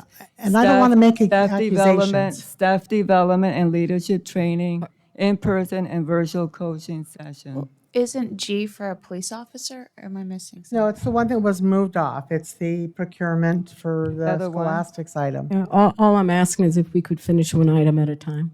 Well, the discussion will be different based on the answer to that question. Is that in fact, is that this guy? Are you asking for Dr. Z to answer the question? Is that what you're asking? Whoever brought this forward, somebody has to have put it on the consent agenda. It was under the consent agenda. Yeah, Somebody has to President, know what it is. Do a presentation on it now, or what would you like? No, I just want a yes or no. What was on the consent agenda? Yes is, no is not this individual, this part of this training. President Paperman, Mrs. He's at least part of this. Yes. Okay, so yes, that is this. That's the only, I just wanted to know because that changes the discussion. The biggest concern I have, like I said, I didn't receive any information, and I did post, hey, does anybody know what this is? That was my entire post, and I posted the article. To this day, to this moment, I still don't know. I hardly believe that something a superintendent did in his 20s, as simple as a traffic ticket, is truly going to derail his career or his ability to do something. So I have to assume without knowing that it's something more severe.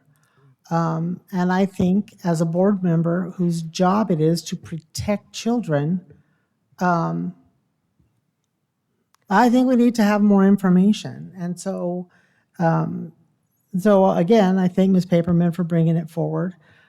Today, this is the first time I apologize to all the teachers who have emailed us. I'm just now reading your emails. I was at work all day. But there is obviously notable concerns as well about this individual from our teachers. So beyond it just being a discussion, I don't know, Ms. Paperman or any other board member, what do you want the outcome to be of the discussion? Do we want to call it as a, hey, we are going to put the brakes on till we have a review? There's got to be a purpose of the discussion. I would like to get more information. I would love the opportunity to hear from, we did get quite a few emails today. So I would love the opportunity to hear from teachers and from administrators, specifically principals, and then talk about costs and because I know there's always multiple sides to a story, and I just want to get the full picture and the full understanding of what this is. And of course, we are here for the students, but even as personally, I also vow to be here for the teachers. So I really value what they have to say. And if I'm hearing a lot from teachers that are not having a positive experience or they're concerned, I just want to hear. I hear them in the emails, but I want to be able to talk about it. And I would love, if this gets moved to like a study session or something, maybe they can join us. I'm not sure how that works, but I would like that opportunity. We do have the five principals here if you want to hear from them. I don't, Dr. Z, if you want to talk a little bit about it. Yeah, I just have one thing that maybe they'll be able to touch on. I did have many lengthy conversations with teachers, and most of what their angst was is that, the technology, because I guess it's Zoomed, is not always the greatest, so they can't hear it. They're having some issues marrying together his words with our teaching with clarity. So it's that kind of thing that I've been hearing. And I do want to point out that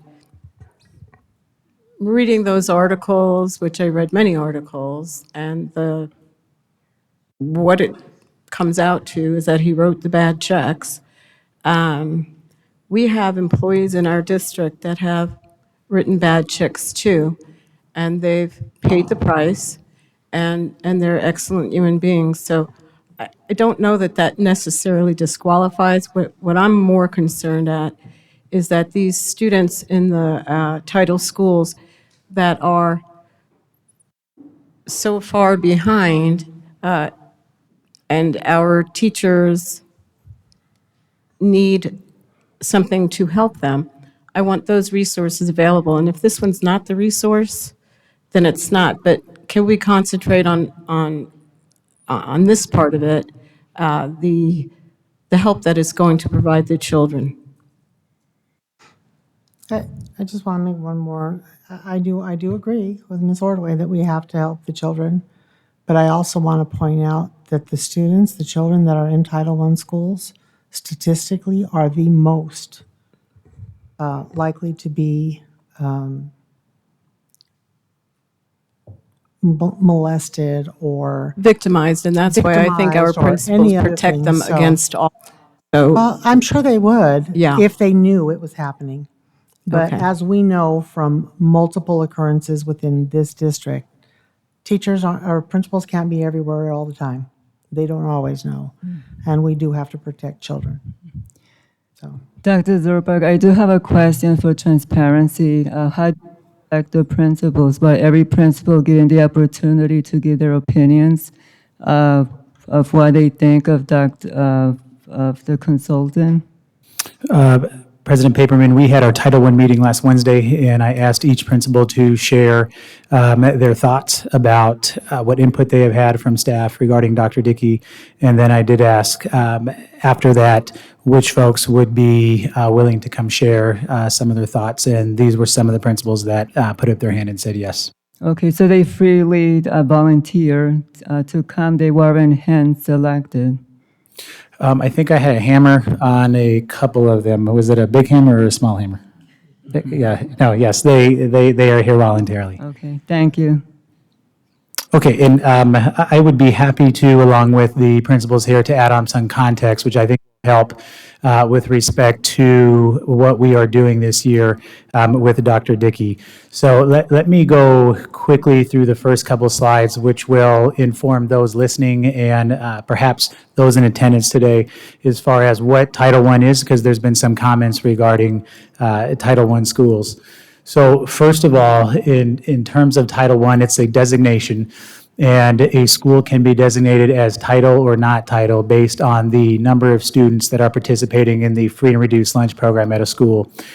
When a percentage of the school reaches a particular threshold or rises above that threshold in a district, that school is designated as a Title I school. When you are a Title I school, you can either be a targeted Title I school or a school-wide school. And there are differences in the funding that occur with those two designations. But essentially, the school has access to additional supplementary funds through the feds that are given through the state. And you can see some of the items that are targeted here, if you will, with respect to those funds. So what is important is that we are required by the U.S. DOE and the Arizona Department of Education, and you know this well, President Paperman, that we must provide training to folks. We must look at different types of resources, materials for our staff, for our parents, and for our students, for the purpose, which is the last line on this slide, to generate high levels of academic achievement in the core subject areas.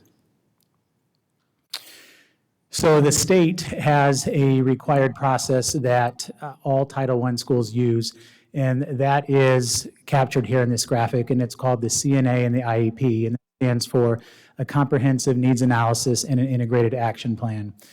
And this process is conducted on an annual cycle with our 13 Title I schools. And it starts, as it talks about, with a needs assessment. And in that needs assessment, we first look at achievement. And you can see on this slide that we do have a gap. We have a gap in achievement between our schools that are designated as Title I and our schools that are not. We have the first two bar graphs illustrate the gap in math, and then in the middle you can see in English language arts.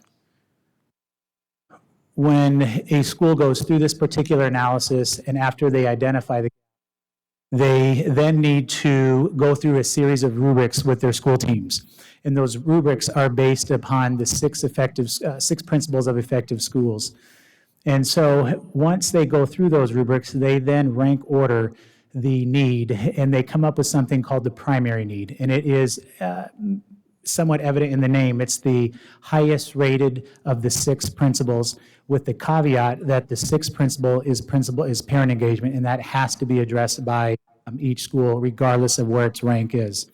And so when the schools in our district conduct this process, the vast majority, and I believe it's 11 of our 13, have Principle 2, which is effective teaching and instruction. And that scores as the element that is most in need in terms of support, refinement, and improvement to help our students get to those high levels of academic success. The next part to this is then to look at root cause within that particular principle. And with that, you can do what's called a root cause analysis, and that can be done via a fishbone diagram, that can be done via the 5 whys. There are other processes that the schools can use, but they will identify particular dynamics of Title I schools that may need some support. And so a couple examples of these are in the slides that follow, and you can see in this slide that the retention data for our title schools versus our non-title schools. And you can see that there is a gap. There is a smaller percentage of our staff that are at our Title I schools that are staying at the schools. And you can also see that for our first-year teachers, that gap is even wider compared to all teachers. You can see more evidence of this when you look at our average years of experience.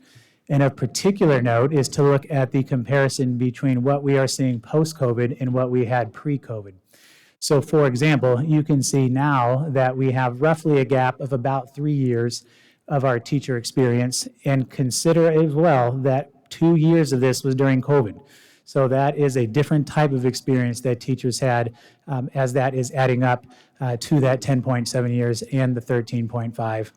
And you can also see, though, the gap widening quite a bit in terms of those schools that have a percentage of teachers with 11 years or more. And we can operate on a theory of action that teachers with more years of experience certainly have a bigger toolbox, if you will, and can build upon some of those experiences, perhaps more than novice teachers.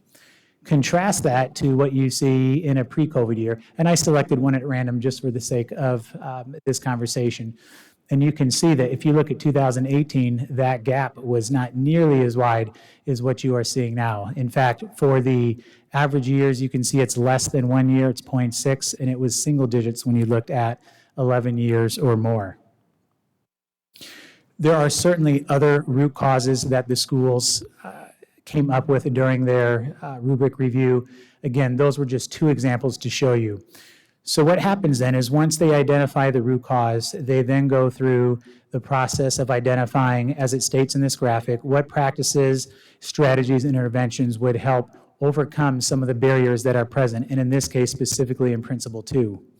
And so with that, we look to Dr. Dickey. And Dr. Dickey is, as was noted, he is a national expert in curriculum and instruction. He is the lead author. There was a comment made about Scholastic, and so he is the lead author for their literacy program.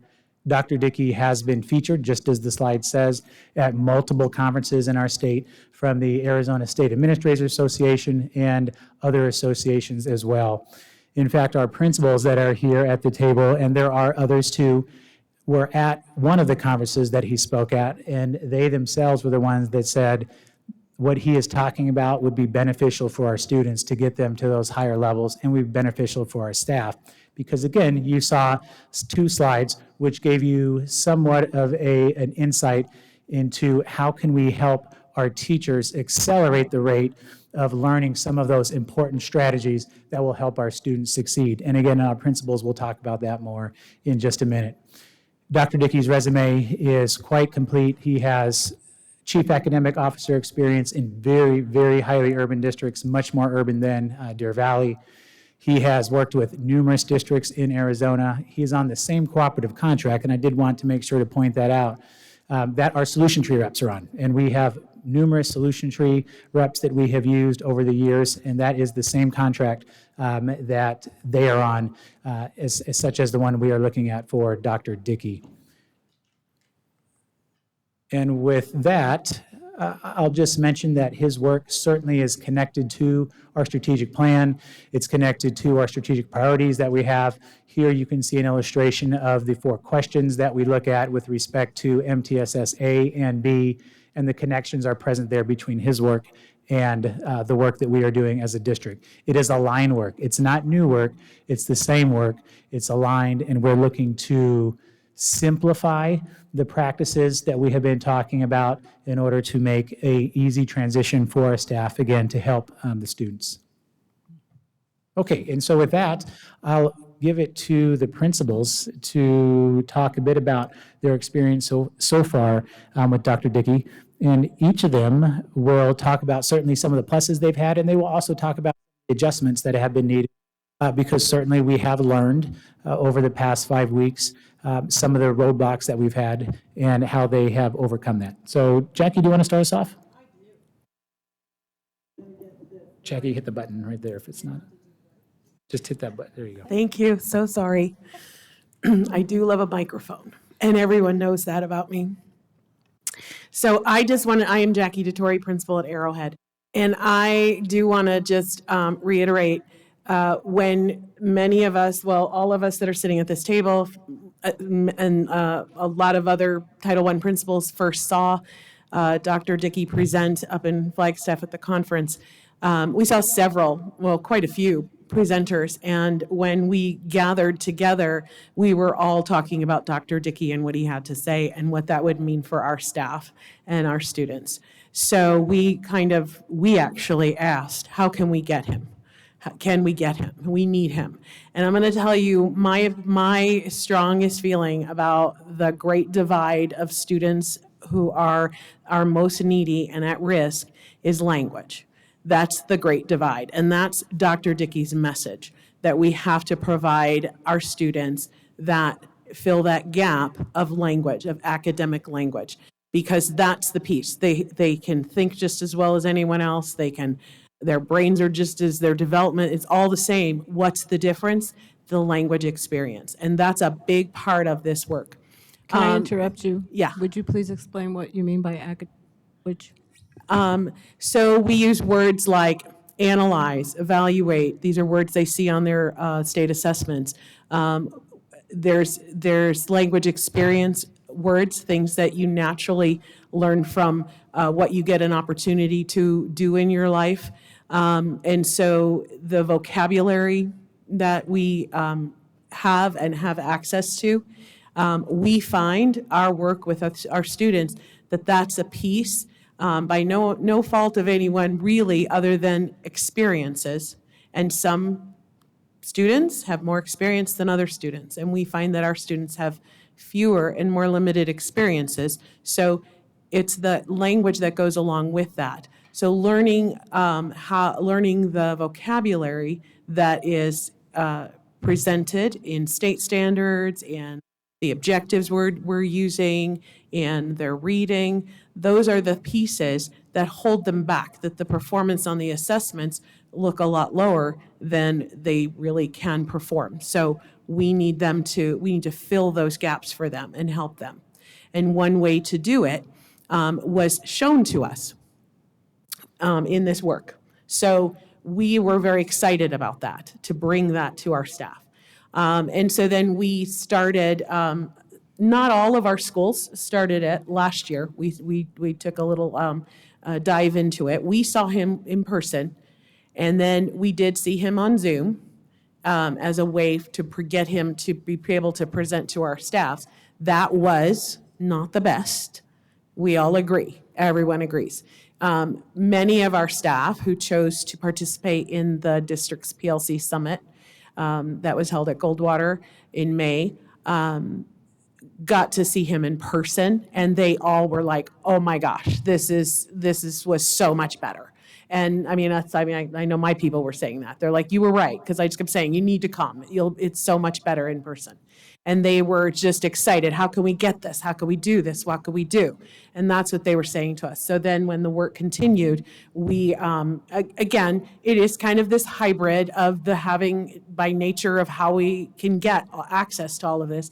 Some of it has to be through Zoom, whether it's a time frame thing, whether it's, where the location of people, it is part of it. So we did start that. We realized that there were some pieces that started to get repetitive. We gave feedback to Dr. Dickey through Dr. Zerbach, and he immediately adjusted, changed, made it to meet the needs of our teachers. And then I think I'll stop there and I'll pass it over to somebody else. Sorry, I like a microphone. I told you that. Okay. Good evening. I'm Melissa Weinman, the principal at Village Meadows. And I think that Ms. Dettori summed it up quite nicely, but I'm going to add something to that. The one thing that resonated with me with Dr. Dickey is he did talk very much about the language, the vocabulary language that a lot of our students tend to lag in. And so I'm going to give you the visual. He said, vocabulary's up here, your students start here. Don't bring the vocabulary down to them, bring them up to the vocabulary.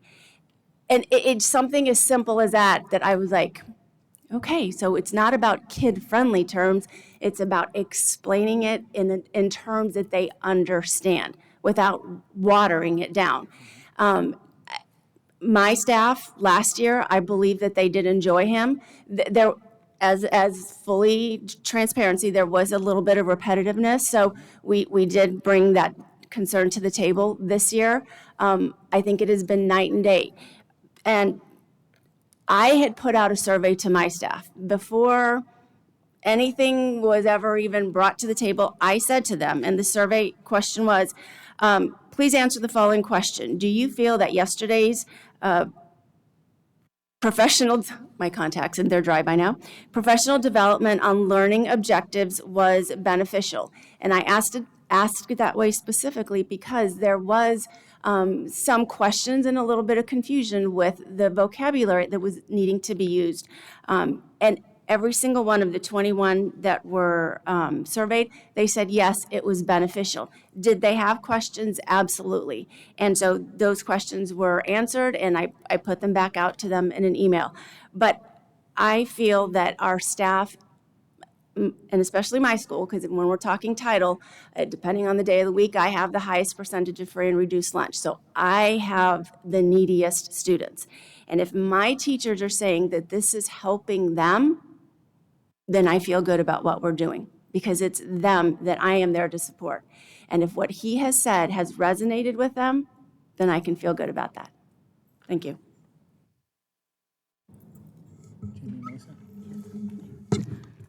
Good evening. Melissa Sapuka, principal of Esperanza. I just wanted to add in that his high-impact strategies are delivered in such a manner that, as Melissa Weinman just said, it's easy for our staff to wrap their thoughts around, wrap their own teaching around, and it works with all content areas, with all grade levels of students, regardless of what they're trying to overcome, so that we can ensure success for all of our students. And many pieces of it, there's a way that it is unwrapped that we go, okay, we can do this. And that is a great thing to see ignite amongst staff and students when we are trying to raise the rigor and make sure that all of our students are not just exposed to vocabulary and exposed to great teaching, but have it and see it every day. And we know we have the right educators with us, and they are doing the best they can. So why wouldn't we give them more tools to assist them in a friendly manner? We had a meeting this past week, and Dr. Dickey asked for some brave souls to share their objectives so he could say, hey, are we on the right track, or where do we need to go? And we had teachers from our schools. I had one that broke the ice, and then Village Meadows took over. And the teachers put it out there, and he had such grace and wonderful questions that set them at ease and showed them what they were doing was getting there, and with just some tweaks, we had it. And that is something precious that you don't get with all professional development and with all folks, where they can just come and accept you and meet you where you're at and help you grow. Thank you.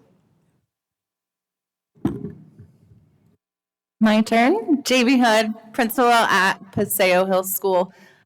Just to echo what everyone has said, we were really excited to see Dr. Dickey in person when we went to a conference for leadership in Flagstaff, and then started the journey with Dr. Dickey last spring, and really putting it into practice this year, and having that support not only as a leadership team, but also him speaking with our staff and the application piece, bringing in examples. And it's a continuation, really narrowing the focus. We've worked with teacher clarity, and we've worked through unwrapping those standards into the learning intentions and success criteria. And this is bringing it all together so that our students know what they're learning and the higher level of expectation and how they're going to apply it through understanding the academic vocabulary. So we're really excited for this work. We do realize there were some questions or comments made about the balance and expectation with the professional development, and I know that we're all working with our schools. I know specifically at Paseo Hills, we did put a survey out to our staff because we do feel like this is the work that we need to be moving forward with. And so working with our staff of, if we are having this professional development at this time, what can we do to balance your work life? Does it look like on the months that we meet with Dr. Dickey, for example, do we shift a staff meeting? What does that look like so that we are working together with our staff to ensure that work-life balance, because we do see so much value in the work that we're doing with Dr. Dickey. Thank you. Thank you, Jamie. Also Principal of the Year. Excuse me. Hi, Cindy Mills, Principal of Greenbrier. And I'm coming in new to the team. And it was interesting to see the very first online Zoom, because it was a first for me, but I found out quickly from several team members that it was not new to them. So they provided feedback that they were more than willing to participate in the professional development. They just wanted to make sure that it was going to move forward. So that was one of the things that we brought back to the team. I feel very good about teachers understanding that we have a lot of learning to do. We have a lot of students who are ready to learn, and it's just helping us put it into a manner that helps them access their learning. So one of the biggest takeaways was from one of the most veteran teachers that I've worked with, when they said, wow, I realize that I'm doing that right, and if I could just add this one tweak that I learned on the Zoom, then I think that it's going to make a big impact. So even if the most tenured teacher can take away something, and then I have some brand new teachers too that were like, oh, that's what it means to do that. So I asked if it could be differentiated, because we do have such a wide variety of team, and that is something that they're going to work for our campus to tailor it a little bit so that it can be a little more differentiated. Those teachers who did it last year will get to kind of move forward and maybe join in on the Zooms with the teams that were further ahead. And then my newer team members, including myself, will probably participate on the other ones. So I feel like there's flexibility, and we're also looking at changing some staff meetings around to honor people's time. Thank you, Cindy. So I believe that the words that the principal said that certainly have resonated with me, and probably most what Principal Weinman said there, as far as the staff that are working with the kids that are most in need, that many, perhaps not all, but many are stating that it's beneficial and it will help them help our students get to those higher levels of academic success, which is our goal. That is certainly our goal with our strategic plan. It's part of our Portrait of a Graduate, and we want to meet that particular goal. In terms of some of the background work, again, just like many of our consultants, we do not give full reports to the board on those particular pieces. Those are business items that the board, through Dr. Finch, trusts us to do those and trust the principals as far as their work with the staff and with the students. And I don't believe that any principal at this table would for 1 second put the safety of a child in danger. And if they had any inkling of that in terms of someone being in danger, that they would speak up quite clearly, because nobody wants that. Any questions? Can I Mr. go after Carver? Paul? Mr. Carver? Okay. Dr. Z, so it appears with literally the flood of emails that have come in, especially today from staff at some of the schools that are impacted by this, there's very little concern about Dr. Dickey's past. What they seem to be concerned about is the additional workload, basically, as you've mentioned, all of the challenges that are in these emails. So it sounds like that you're addressing them, but there's an awful lot of angst going on amongst the folks out there on the front line with the duplication in information, the extra time that they're being asked to spend either before or after school to attend. And it sounds like you're addressing all these, so I'm not telling you anything that you don't know, but I just want you to understand that there's a considerable number. I haven't seen this much engagement with the board on something since standards-based back in spring. So Sure. I just want to make sure that you understand the gravity of that situation. It sounds like from the principals that are engaged with it that it is a good program. There is one reoccurring theme that I keep seeing in some of these emails, in that some of the staff seem to be under the impression that not all Title I schools are being asked to participate. Would that be a correct statement or misinformation? President Paperman, Mr. Carver, it would be true to say there are different levels of implementation for that with Dr. Dickey. That would be true for many initiatives that we do, given where the schools are at. So, for example, if I may, one of the schools here has said that it was new for them this year. And so some of our schools who may have had Dr. Dickey last year, of course, they can move at a pace that is different than a school that did not have Dr. Dickey, or perhaps the school has a new leader this year, so they had not had the same amount of exposure or training with Dr. Dickey before. And so we would need to make some adjustments for that particular implementation plan.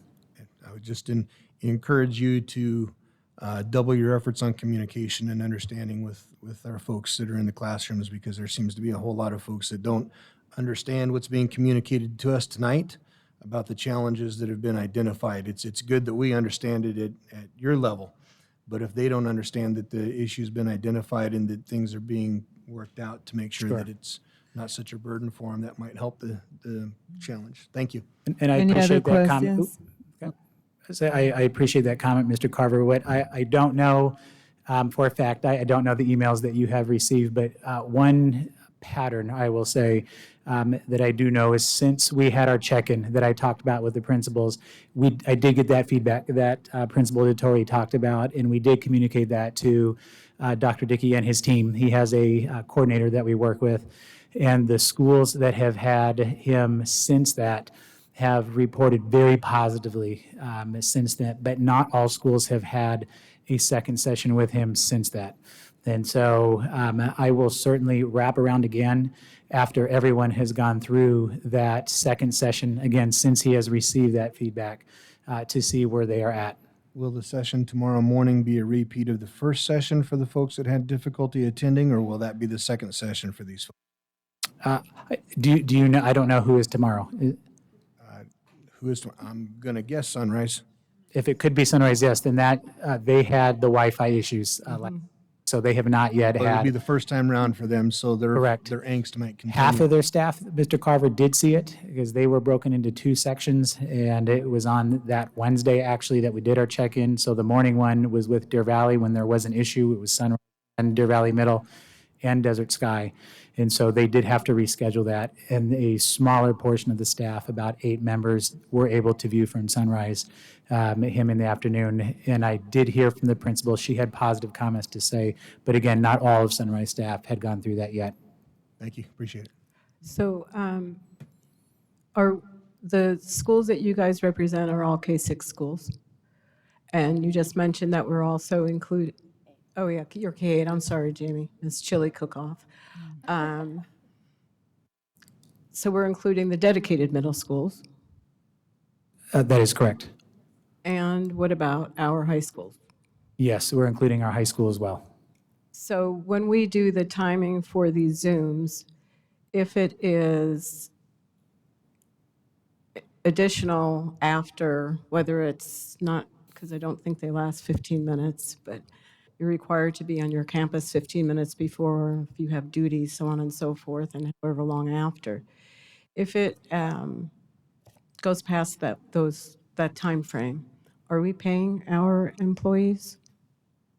Or is that, how are we doing that? Are we calling it professional response? I don't know how we're doing it, because what my concern is that if we're doing Yep. something in addition to the other duties that they have, that even before they can experience this good stuff, they are going to have a negative attitude, and the mind won't be open to understand it. So if this is a campus by campus decision, or however you do it, if you would explain that, that would be awesome. Sure. President Paper, Ms. Ordway, I think a couple of the principals would be willing to share what they are doing to make some of those adjustments on the time.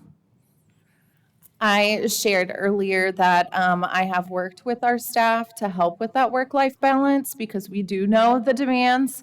And so, for example, ours is after school. We have it 4 times that it's scheduled right now, 3:45 to 4:45. So during those, that is in place of our staff meeting for that month. So I put a survey out to staff with a couple of options. Did you want to keep the staff meeting? If you wanted to keep the staff meeting, then what did that extra duty look like? Did we provide you with responsibility hours? Did you get to count that as an additional responsibility hour?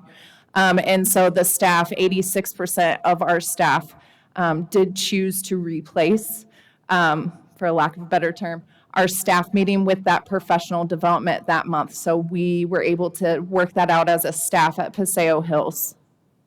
And I like to add too, that same for our school.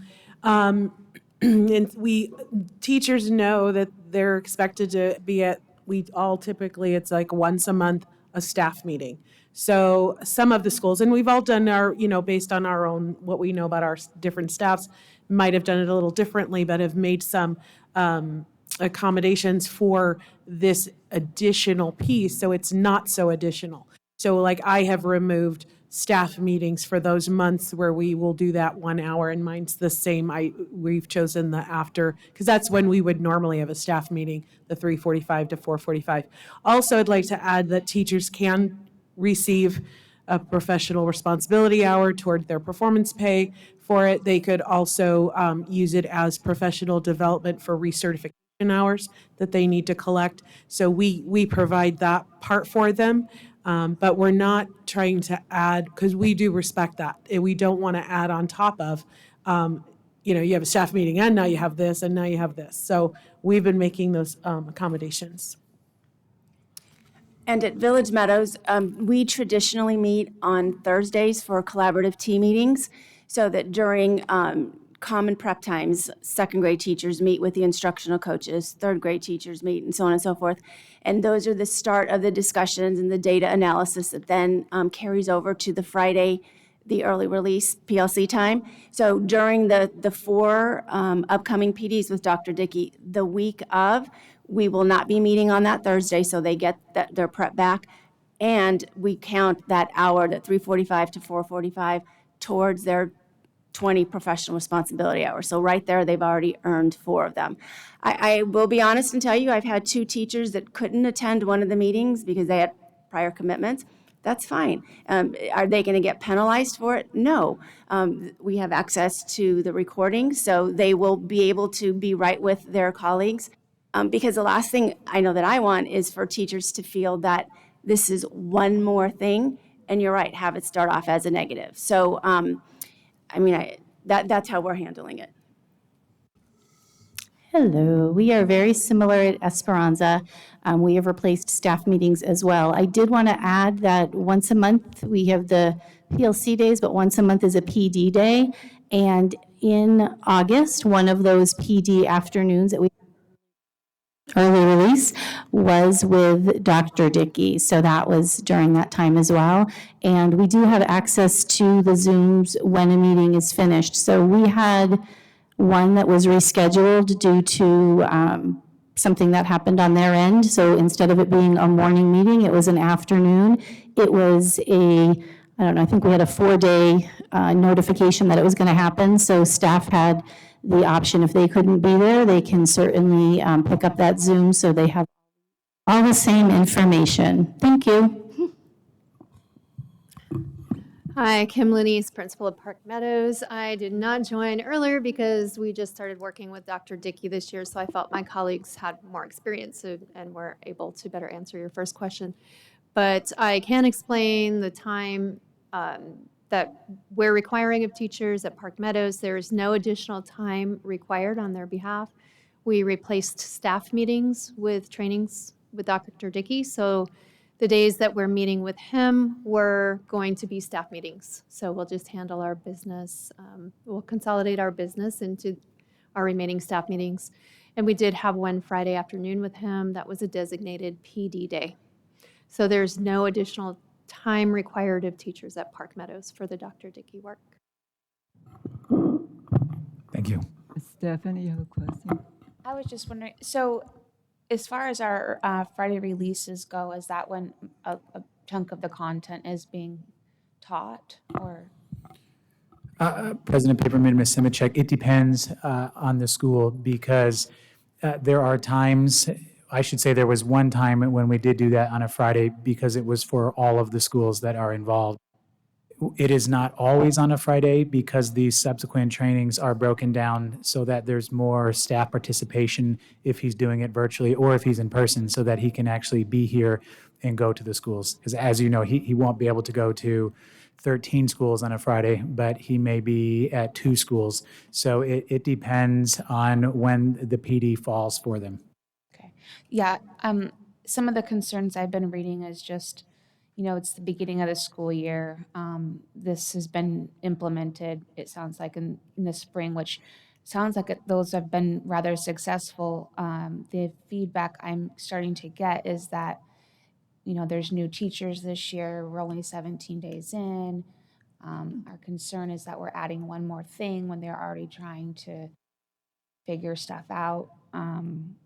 And I just, there's some worry about turnover and keeping our teacher staff because there's some concerns that they're just overloaded. And I'm hoping that maybe the schools that have had stronger success with it and working with their staff to have a nice work-life balance you might be already doing this, I don't know, to work together and to talk and see what's working for your staff and what's working for your staff and try to just have those conversations. And I love the fact that a couple of the principals did surveys with their staff. I think that's so important because that's where you're going to get your information. And especially if you're able to do it,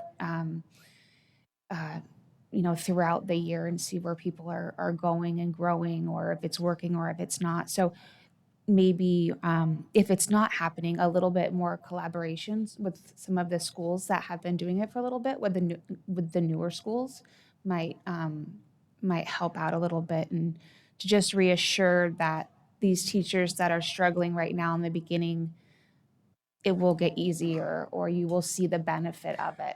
It's always learning something new is always a challenge. So I just want to, if we had an opportunity for them to kind of speak and work together, I think that would be wonderful. I was going to say something else, but I forgot. So I will end there. Mrs. Simichek, I believe Principal DeTore, did you want to respond? Yes, Okay. I do. So first of all, the collaboration between principals occurs at least once a month at our Title I principal meetings, and we do talk about things like this together. We're in 2 different regions, and then we kind of partially talk in our region meetings with each other as well, and we're always talking. I want to also, you mentioned new teachers.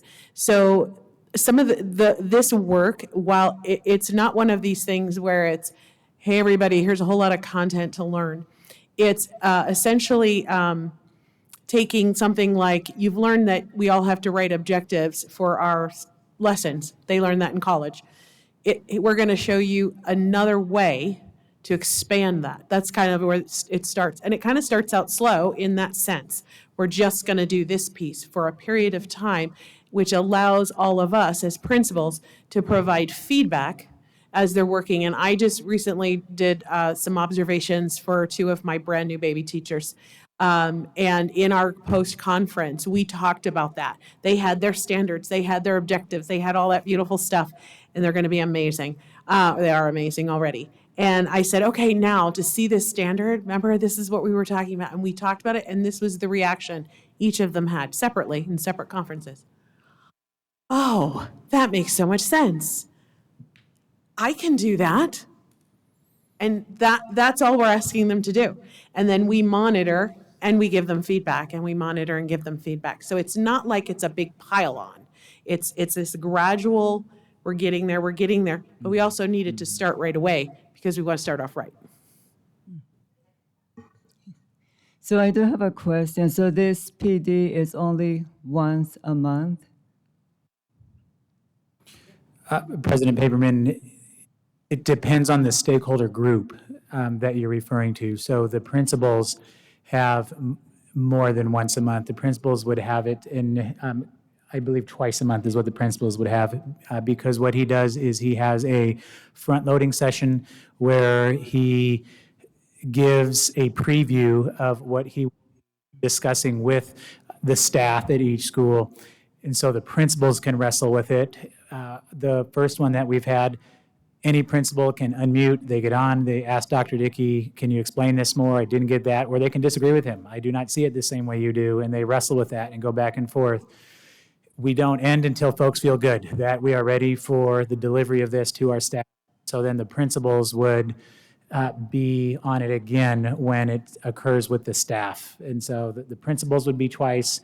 The teachers would have it once with a visit sometimes from Dr. Dickey in person.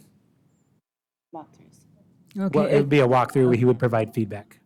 So the teachers, it says staff development, coaching. So, I mean, so all that is time consuming, making time for teachers. So one suggestion, I was a Title I teacher for 21 years. And my experience, district, they buy like so many programs.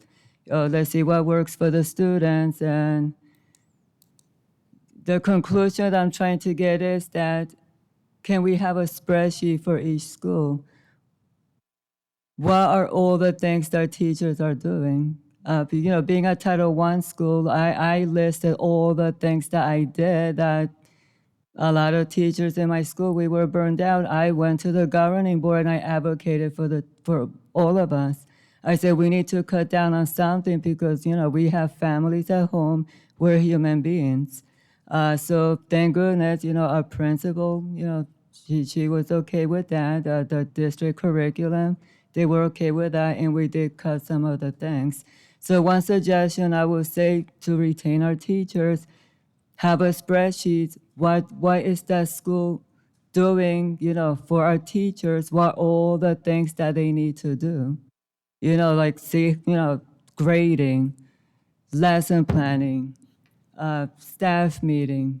How many PDs do they need to be in?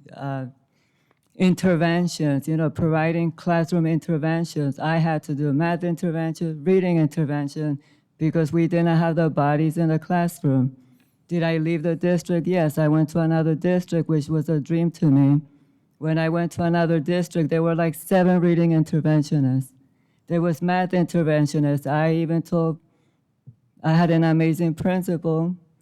I'm like, am I dreaming? And I pinched me because in my other district, I had to wear multiple hats, and I felt like I was drowning. So we need to take considerations with the teachers, have a spreadsheet, see everything that they do, and maybe we need to cut down on something, and also take into consideration, and I thank the principal that just stated, well, we have a teacher that she won't be able to make it. I have teachers telling me I'm a single mom or I'm a single dad. I need to work a second job, or even if they're married, they need to work a second job. They got families to feed, put food on the table, and roof over their heads. So we also need to take that into consideration that they also have a life. They're not just teachers in the classroom. I do have another question with the 400,000. So is the 400,000 like on the spreadsheet over here? Oh, we're moving on? Oh, so this is, You just, Ms. Orley asked the question before. oh, okay. You need Yeah. to decide, are we done with the discussion about Okay, so we're done with the this? consultant? The And you want to consult, move yes. on to this item? Yeah, so let's move on to the next item, yeah. Okay, yeah. Okay, okay. I move that the Deer Valley Governing Board accept consent agenda item, what was that, 4G? 4G, okay. All those in favor? What? Discuss that part at this Yeah. point, finish the discussion about the actual program. Okay. So this is the one that If no 4G, one else right? has a comment, I do. Right. Yeah, the 4G, so you, Yeah, okay, just finish the discussion based on the actual item.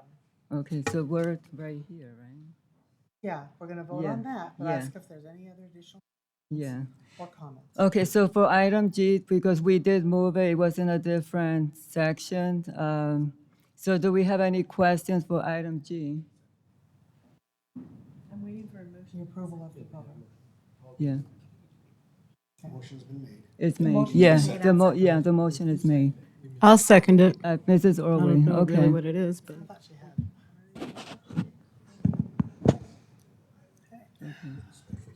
So we just now did our separate consideration item, Yeah, correct? because Okay. we moved Yep, that I got it, item. I got it. Yeah, I got it, okay. got it all, Yeah. got it all. Yeah, I guess the only comment I have probably isn't necessarily helpful to this one program.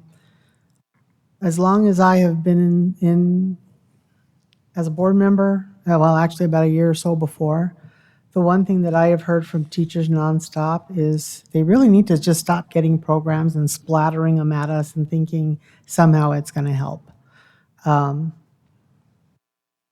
Because this one was hidden in the consent agenda, I can't help but wonder how many other programs we have inadvertently just approved that have been splattered on our teachers. And I, like Miss Paperman, would like to know exactly how many additional things we have. Because the one thing that I have always wondered is we do so much professional development, we go to so many seminars, so many conferences, so many, to hundreds of thousands of dollars. And then we bring back an idea for another program to the tune of hundreds of thousands of dollars. And we inundate our teachers with hours of work and hours of questions. Do you know who's not involved in any of this? Students. Imagine if we devoted all that time, money, and energy on students. Training, behavior modification. You can do it locally. Training on helping them learn the language, helping their, how about a parent class? Because kids don't come with instructions and a lot of these parents are struggling. They need to understand. I just have a difficulty approving $400,000 for a program that somebody saw somewhere that may or may not help when I have teachers emailing saying, this isn't what I need to help my kids, to help my students. That's my take on it. Others may have a different take. That's just my personal belief. And for that reason, I'm voting no. Could I get one more explanation, Dr. Zerbeck? I'm pretty sure you said it was part of that. What is this whole? Well, one comment, if I may, just remind the board, is that the money is coming from ESSER dollars. And so the ESSER dollars, we are required to allocate our ESSER dollars to our schools that are most in need for that. And so that is what we are doing with this. And I have one more question for you. The data that we have from these Title I schools, and I'm not blaming anybody for this, but is sad, sad, sad. And if we don't do something to help these students continue to rise, and not at a slow pace, but I mean, hopefully it's an accelerated pace, our K-6 students then go into 7th and 8th grade, and the 7th and 8th grade teachers are teaching 3rd, 4th, and 5th grade. And I think the dream of all 9th grade teachers would be someday that they could actually teach the content of 9th grade on a 9th grade level. So I don't know that this is a program or if this is an enhancement for teaching. And from what I've heard from you guys, and also the other individuals that I've spoken to that did have issues with the technology not working when he was speaking at whatever meetings, that they were perhaps not being compensated for the time. At the end of the day, I think that you believe that this is going to help students in a very meaningful way. And in order to help students, you're helping teachers get them to where they want to be. Am I missing something here? Yes, I would agree with that, Ms. Ordway. All right, thank you. And with that, I'm going to vote yes. Mr. Carver? Sure, I'd like to take a second. If I understand this proposal and the comments that have been had today, this is something that was already in place. It's been evolving over the entire calendar year. And this 400,000 is tied to other processes that we use in our title schools outside of the Dr. Dickey piece. It just so happens that Dr. Dickey is now attached to the additional spend, which has already been budgeted, that we discussed earlier in the year. And Dr. Dickey just happens to be tied to the rest of everything that's tied into this ball with Scholastic that is something that has been rolled out since before this school year. Is that a correct understanding? President Paperman, Mr. Carver, you are correct in that this is certainly a multi-year partnership that we have had with Dr. Dickey. So we started this last year, and using your words of evolving would be a correct way to describe it. It has continued on to this year as we work to help our students get to those levels of student achievement. As far as the cooperative contract, again, I would say, and I would probably defer to Jim, I know he is a large part of that cooperative contract. I don't know if there are other pieces to that on top of it, because we do use Solution Tree consultants as well that are on that contract. But for today's increase, I would ask my pal if he could tell me if it is the entire amount for today or is it most of the amount. Either way, though, Mr. Carver, it would be a good portion of that amount. Okay, thank you, sir. Yeah. Stephanie? We're voting? Oh, you did? You did already. Okay. Okay. So I'm going to explain Could my we get vote. Jim to give us that? Oh, before we the move answer? on? Okay. No, I need to, yeah. So I'm going to give my explanation to the vote. So I will vote nay for the reason I have different teachers from the Title I school saying that this is not going to help us. It's going to be more things on their plate where they have to do intervention, which they have to take time probably to plan, whatever professional development they're gonna get. So yes, it's coming from ESSER dollars, but we can also allocate the money, get reading interventions, get math interventions. The Title I schools, they are in need of bodies that are professional, that are trained by the College of Education, like they were trained to, with reading, they were, they were trained for mathematics. A teacher in the classroom, we were trained for teaching and learning to teach the academic standards, and we do need that extra support of intervention. So because I'm getting a large majority of teachers saying we need to go back to the drawing board, I will vote nay for this.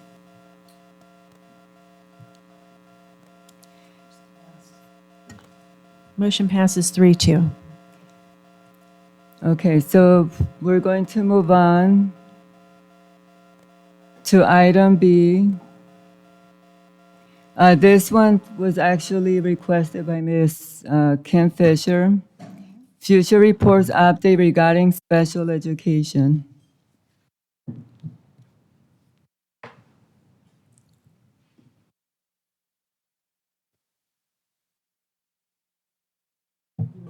Ms. Fisher, you had questions you wanted to ask the, I thought you were going to give a report. no, you said it was discussion, board discussion is what you Oh. wanted. And You know, I guess it's both. I would like an update on futures. You know, it took almost 4 years to even get a special education evaluation. Then there were some issues with the initial evaluation, concerns that were expressed, and minimal work was done, and then a little bit more, and it's continuously been backburnered. We don't have time, we don't have money, we don't have this, we don't have that. But, you know, when I go to sign those vouchers, these vouchers, I am continuously amazed the volume of travel that we put out. I am continuously amazed at the volume of expenses not related to children at all. And then I hear that, oh, we're bringing students from other districts here to be warehoused at, you know, or serviced here because the other districts don't handle special needs kids. And I'm sorry, but another comment that came out was, oh, well, you know, we're a sports school, but we make sure that we are nice to the special needs kids. And comments, and this is a comment that I heard from a individual, I'm not going to come out by name, but anyways, my concern is our special needs kids are not, they're not puppies. They're not to be diminished as if they were. We have fought for years to get services for them. We have fought for years to get legal compliance, and yet I still get a lot of reports from special needs parents whose kids are struggling. And I fight with that because I know for a fact I could not have gotten my son to where he is without the loving people in Deer Valley that my son. But I also know that if I had just not known or remained silent, the outcome would not have been the same. And there are parents who won't know to speak. I get calls at least 4 a week saying, please start your own phone line agency, something to assist the parents of special needs kids because they don't know what to do, they can't handle them. And I tell them I can't do that, I have a job. That's coming from a crisis line because parents are calling and seeking for crisis. But we don't seem to be moving forward. So my question is, exactly what are we doing to make sure that our kids are not just pushed through the system, but are actually successful in the system? Transition, not the TSW that the state puts out, because I'm going to tell you that it is virtually useless for the special needs student. 90% of them. However, we could transition them to life. So I guess that's my number one question. Like I said, I wanted an update on what's happening. So that's the question.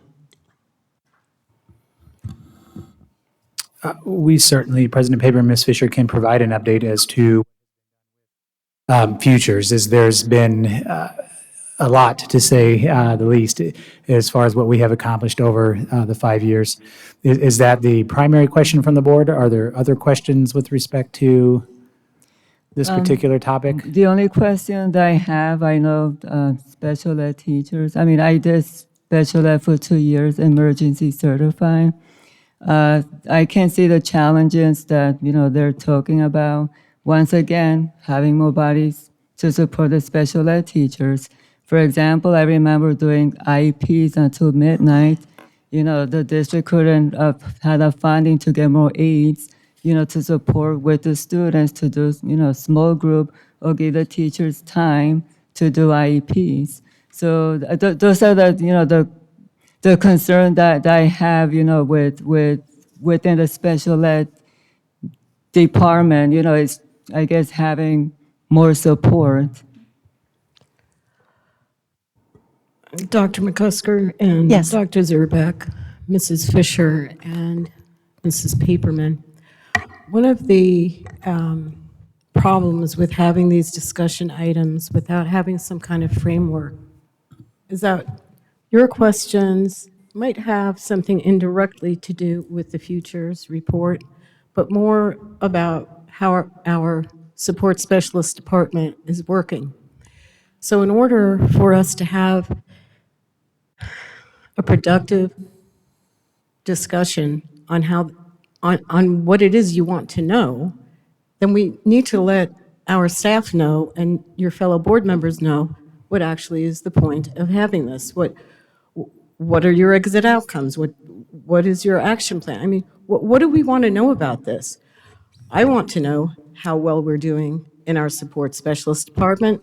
I can absolutely disagree with you with our TSW because I know hundreds of students that are doing well. My son happens to be one of them.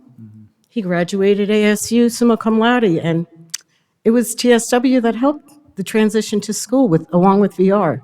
So you have your version, I have what happened. So by disparaging a program with zero facts, as opposed to saying, how do we track our students that have gone through TSW? How many are in VR? Do we employ them within our district? So on and so forth. Those are questions that can be asked that can help. If we're not doing them, we need to fill a void. But to disparage our staff at every moment to say, you're not doing this and this wouldn't have happened and that, it's just not helpful. And why they would want to sit at that table every second Tuesday to hear how they suck at their jobs. I am speaking. You're not, you're lying. Oh, I am. Okay. Feel free to continue Okay. lying. So I'm speaking. Lying. You know what? Finish I'm talking, done please. speaking, and I would hope that 2 other board members would leave because I'm done with this meeting. I will not have the disrespect for the employees But in you're this district disrespecting me. continue with your lying. Mrs. Always finish her speech. Ms. McCusker, if you took anything I said that I'm calling you awful, I am not. And I did not say that. I said TSW is not effective. The state program. And I have reasons for saying it and statistics that go with it. And we can't have a conversation without it being spun around as if it was something different than what it is. What I want to know is what we're doing to move forward with futures. It took a lot for us to get it done, and I don't see a lot of progress, and I have seen, it is in Friday updates, it is in documentation. We're putting this aside, we're putting this aside. It's not that you're bad. I don't want anyone to ever think they're bad. I started my statement saying I could not get my son where he is without our staff. I know that. And a lot of our staff knows the role I played as well. But there are a lot of special needs kids and parents who are at a loss right now. And I have a year and 5 months, 4 months to hopefully make something good for special needs kids. That's, so if you're taking it as an insult, please let me know, because that's never the intent. I believe, President Paper and Ms. Fisher, the second part of what you said, I could take more. The first part, though, I did take as a disparaging comment to the staff that are at the schools and ourselves. The TSW? The entire opening.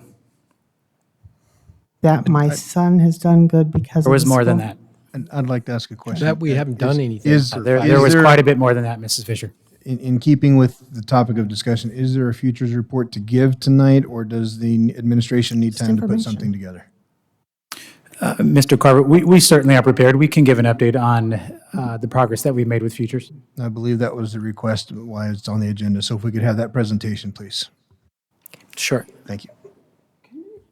Gail.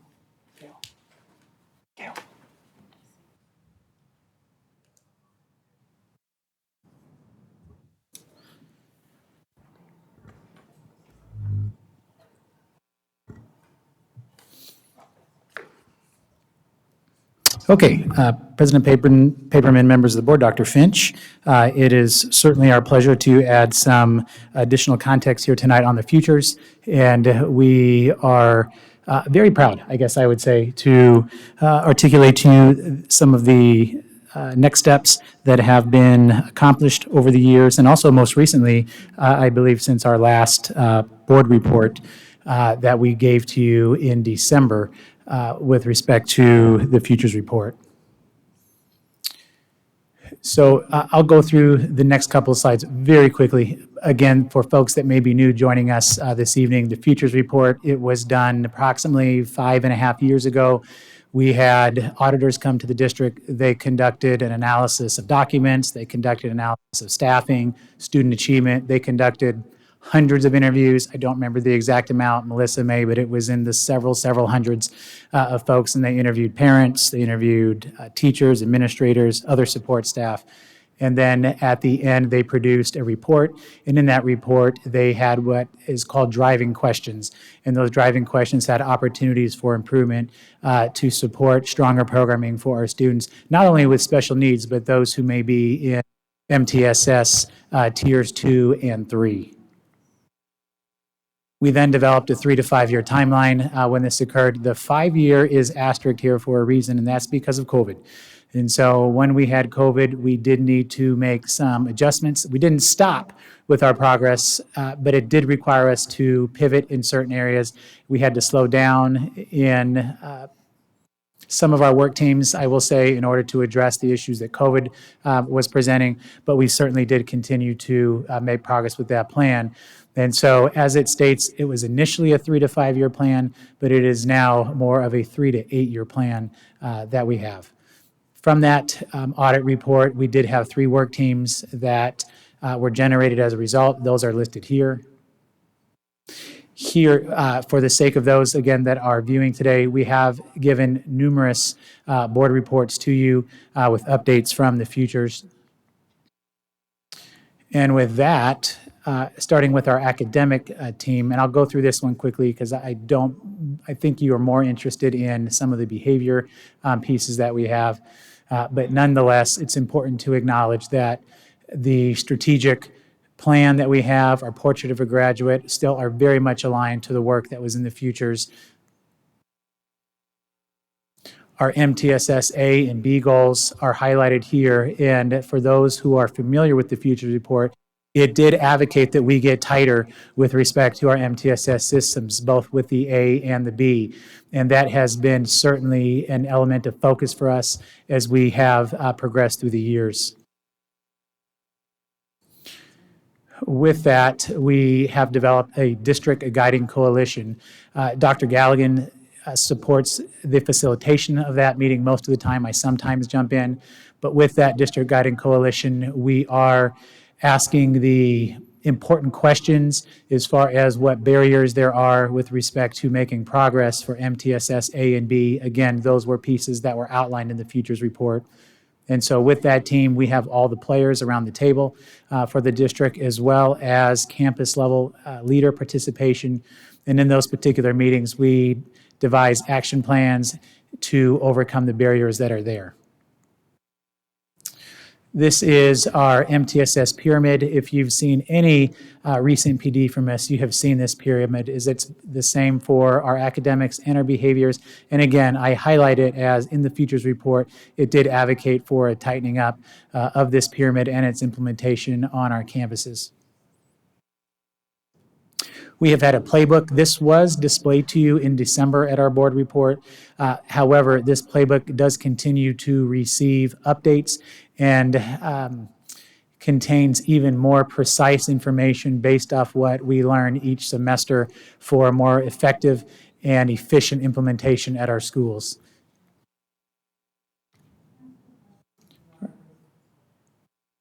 That is up to the board.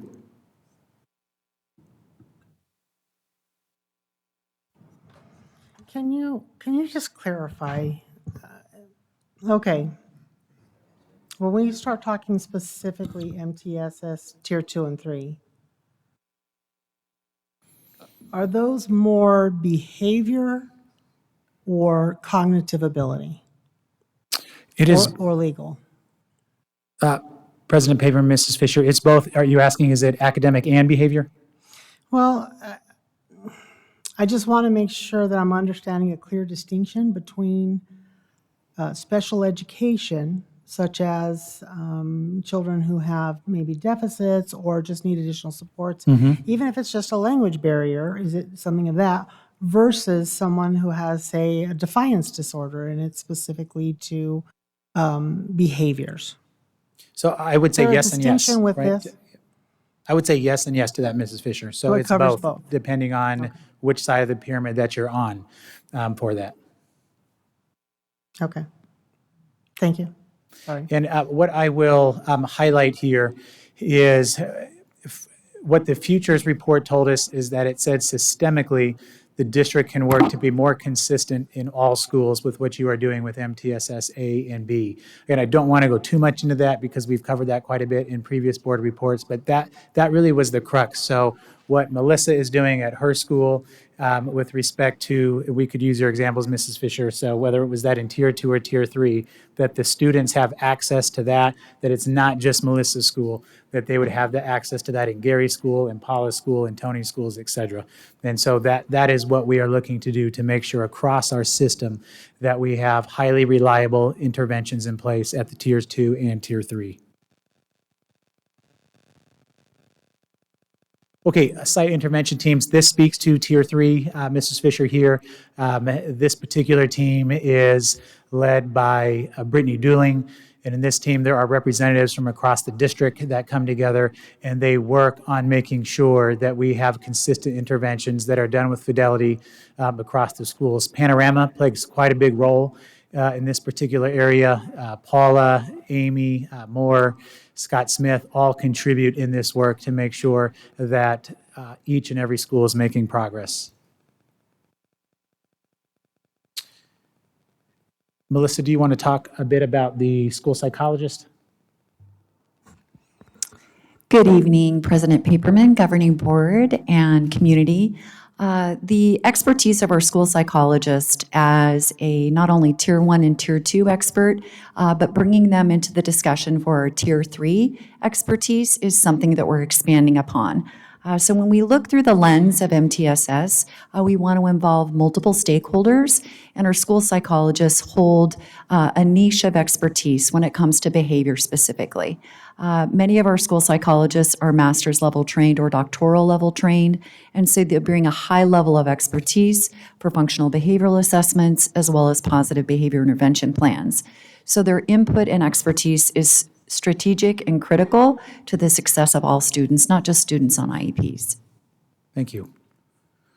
Okay, then our next slide talks about MTSSB, and again, we've covered this with you, and I've put this in almost every board update for the past year, that we really and truly have made a big effort to get folks on the same page with what does it look like at the Tier 1 level right now. We will move on later into Tier 2 and Tier 3 with our behavior, but right now our focus is on the You will be familiar with the Hannigans, as that is who I have referenced numerous times in the board update. And so we will continue that work throughout this school year. And we actually have the Hannigans coming in September at our pre-K 12 to help us make movement in this area. Our staff, if you recall, have said in our employee surveys that this is an area that is important to them. We've had decreases, not huge decreases, but decreases nonetheless with some of their questions in the staff survey with respect to student behavior. And it is also a district goal at this point. And so that is why we will continue with this particular work. And I'll thank Jessica Tucker for that as well. This here shows what we have done with our behavior solutions framework, and that is the work of the Hannigans. And that covers the MTSS portion. That leads us into the behavior service delivery work team. This gets more into the, I'll describe it, Melissa, as the formal IEP portion of the futures. As again, just as I said that staff have been reporting some concern with student behavior, this was evident when the auditors came through and asked about what are the most pressing needs in the district. And folks reported that we needed movement on some of our students who are displaying more extreme behaviors, if you will. And so Melissa can talk about what progress has been done since December up until now. It says 2018 to present, but that was just to highlight that this is a multi-year effort. She will just reference from our last board report. Good evening again, Governing Board. As we look at this continuum, this should look familiar. It has been present in all of our futures presentations, but I want to highlight two specific areas, and they are circled. You can see that I have highlighted the Specialized Learning Center. One of the recommendations from the futures analysis is that we provide additional training and more support for our Learning Center's teachers, as well as some more specialized professional development for our itinerant staff or related services providers. So through the past few years since the futures analysis has come out, that has been something we have been very focused on and have developed, and now we identify specialized learning centers in Deer Valley. As a result of specialized learning centers, we were also provided with feedback from the futures analysis that we needed to develop more expansive opportunities for students who may not be successful in a typical learning center. A typical learning center environment is cross-categorical and has multiple disabilities within it. And one of the recommendations from the futures analysis is that we venture into specialized programming or regionalized programming. And so that is something that we have been working on since the analysis. And as you will see later in the presentation, we have a very positive update in relation to specialized programs. This is an analysis and a review of our stakeholder communication. As we went through this process, we really went deep into our work teams and asked for input from multiple stakeholders, inclusive of site administrators, student support services administrators, teachers, related services personnel, both on the general education and special education side. As well, we also invited our transportation department. They were integral to the success of our implementation. I'll quickly just send another shout out to for their support with this. BLT took a lead role with myself and with Melissa in helping this come to fruition this year. So this is happy updates. When we look at specialized learning centers and specialized programs, one of the specific guidance that was provided by the futures analysis was really developing a more expansive opportunity for students with more extensive disabilities. And so our specialized learning centers, as I said previously, are heterogeneous. So there are many different disabilities within the learning centers. And one of the aspects that the analysis wanted us to look at was creating programming that was more focused on a specific genre of student, if you will. And so I am happy to report that we did open up our first specialized regional program. It is identified as the SCORE program. It is located at Principal Lanise's campus, Park Meadows. It is a K-6 program. And the SCORE program, as you can see by the definition here, focuses on a K-3 classroom and a 4-6 classroom. This classroom was specifically developed and set up by Student Support Services and the experts in my amazing department. And I am very happy to report that the initial implementation of this program has been highly successful, not only for our staff at Park Meadows, but also for our families and for our students. This program focuses specifically on students who may meet the profile of autism and/or developmental disability. So when we look at setting up specialized programs, another recommendation analysis was that we have a concentration of experts that are there to support the specialized programming. And I'm happy to report that we not only have itinerant service providers who have a desire and an expertise in the area of autism, but we also have extensive other supports, including our BAT team, which is our Behavior Autism Assistance Team, that provides strategic implementation and supports to the classroom. As we look at expanding our futures analysis and our timeline, as Dr. Zerbach referred to, we are looking at SCORE program expansion in our Barry Goldwater region, where Park Meadows School is located. And as we move forward in upcoming years, specialized program expansion into other regions. Thank you, and I will send a shout out to Kim Lanise as well for that. Absolutely. And her work with making sure that that program is successful at Park Meadows. So other celebrations that we have gleaned from the futures analysis is Vista Peak expansion. Earlier, Mrs. Fisher referred to the context that we have an IGA, an agreement with an outside school district. And part of that agreement is that we would be able to solicit a partnership with that district, and they could tuition students that were not finding success in that school district to our Vista Peak campus. One of the reasons that this is a celebration is the futures analysis recognized the amazing work that is being done at Vista Peak School, and that we had an opportunity to expand and share that expertise with our surrounding school districts. I think that is a great acclaim for Deer Valley Unified School District, that an outside agency, an outside analysis provided feedback that we had something to offer to other students and families with disabilities. And I think that's a credit to the Vista Peak School team. At this time, we have not yet brought any students from the other school district, but we shall see. Vista Peak stands ready to implement services and has done an amazing job with our existing students. Another expansion opportunity is CPI that sits under the lens of Student Support Services. This is a nonviolent crisis prevention, and we have expanded opportunities in our school district for a CPI trainer of trainer model. This allows us not only to expand verbal de-escalation strategies, but also to ensure that any staff members that are interacting with a student who requires physical de-escalation are properly trained. And so this is an advantage to our school district and was another recommendation from Futures. As we look at expanding opportunities with CPI, our amazing BAT team and CPI trainers are currently working on creating our own verbal de-escalation video that will be available to all school district employees, including our classified personnel, as well as site administrators.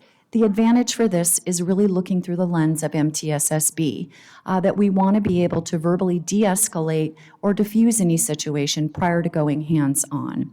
And so that is best practice. Another expansion and recommendation from the futures analysis is social skill instruction. And so there are identified campuses in our Barry Goldwater High School region that utilize Boys Town. Vista Peak is a perfect example. Vista Peak utilizes specialized classroom management. This is really focused on positively intervening with students and providing pro-social, social skill instruction, not only to students, but also for adults. It provides us with a really positive framework to implement social skill instruction and to train and teach students before they have a difficult or challenging situation to allow them to practice skills. And so we have specialized classroom management as well as well-managed schools within our Barry Goldwater region. We've expanded opportunities, again as recommended by the futures analysis, And we now have Boys Town consultants. We have 3 Boys Town consultants that have been trained. They are Deer Valley employees, and we have 3 well-managed school consultants and 3 specialized classroom management consultants. As we look at expansion for 2024 and 25, we will continue to provide more opportunities for training within CPI as well as Boys Town. Thank you, Melissa. The previous slide showed what has been accomplished for the initial 4 years, and I don't see a need to go over that right now. Through our previous updates that we showed you all of the items that we're able to complete. So this slide goes back to 2022, and you can see on this particular slide that the items that Dr. McCusker just covered all have check marks because we told you that in our action plan we would make progress on these, and we did. The one that we have not been able to realize is the positive intervention classroom. You may remember that as the PIC. And again, that was in the middle of the continuum, if you remember that from the previous slide here. That's in between the 2 circles that are there. And that is something that we are not ready to give up on. However, we did have challenges with staffing that particular classroom, and so we will continue to work on that. But that is one area that we want to fully implement. And with that, I do believe I wanted to highlight one more item, and that was the work that was done from the human capital team. And with that, the gem, the showcase is certainly the teacher prep program. Again, the future has highlighted the need for our students with IEPs to get highly trained folks that can work with them and teach them. And so with that, I'd like to ask Dr. McCusker to add on to that. Thank you, Dr. Zerbach. This is an amazing celebration, and what a wonderful opportunity for our school district to showcase this. I believe we are doing an exceptional job, not only training future special educators, but also general educators as well. So as we look at this timeline, I really want to give credence and credit to Mrs. Stephanie Eubank. She is our coordinator for the teacher prep program, and with her leadership, this program in just 1 year has grown extensively. So as you can see by the narrative here, we currently have 3 special education cohorts. Within a 2-year timeline, these cohorts will end up being properly certified special ed teachers. And one of the great advantages of our teacher prep program, which I believe helps us stand out from other school districts that are also implementing this, is we truly have wisdom in the house. The wisdom in the house is student support services staff members, as well as other Deer Valley Unified School District employees who are providing the coursework. We are developing the coursework, and we are delivering the coursework as the primary instructors. Not only is that evidence that the expertise is certainly here, but it allows us to develop very firm relationships with our future educators in Deer Valley. And it certainly enhances retention when you have a relationship with a Deer Valley Unified School District leader or employee. So as we look at the cohorts that have been developed, we have also added a cohort at Barry Goldwater High School, a specific high school cohort that is focusing on filling vacancies at Barry Goldwater. As well, we were just recently approved for an early childhood cohort. So we have opened up our initial cohort for early childhood special educators. And we are one of the few in the state that has the ECSE cohort running right now. We also have RISE candidates, and this allows our internal classified personnel to move forward and to develop into teachers. So when we look at the full continuum of our teacher prep program and what it's really offered, it has filled many vacancies in our school district. As you can see, we have 20 new gen ed teachers who have entered the program this year and 27 new special education teachers. 3 of those are part of our early childhood cohort. This is something I'm so proud of. It is making a significant difference in the lives of our students and our staff and our families.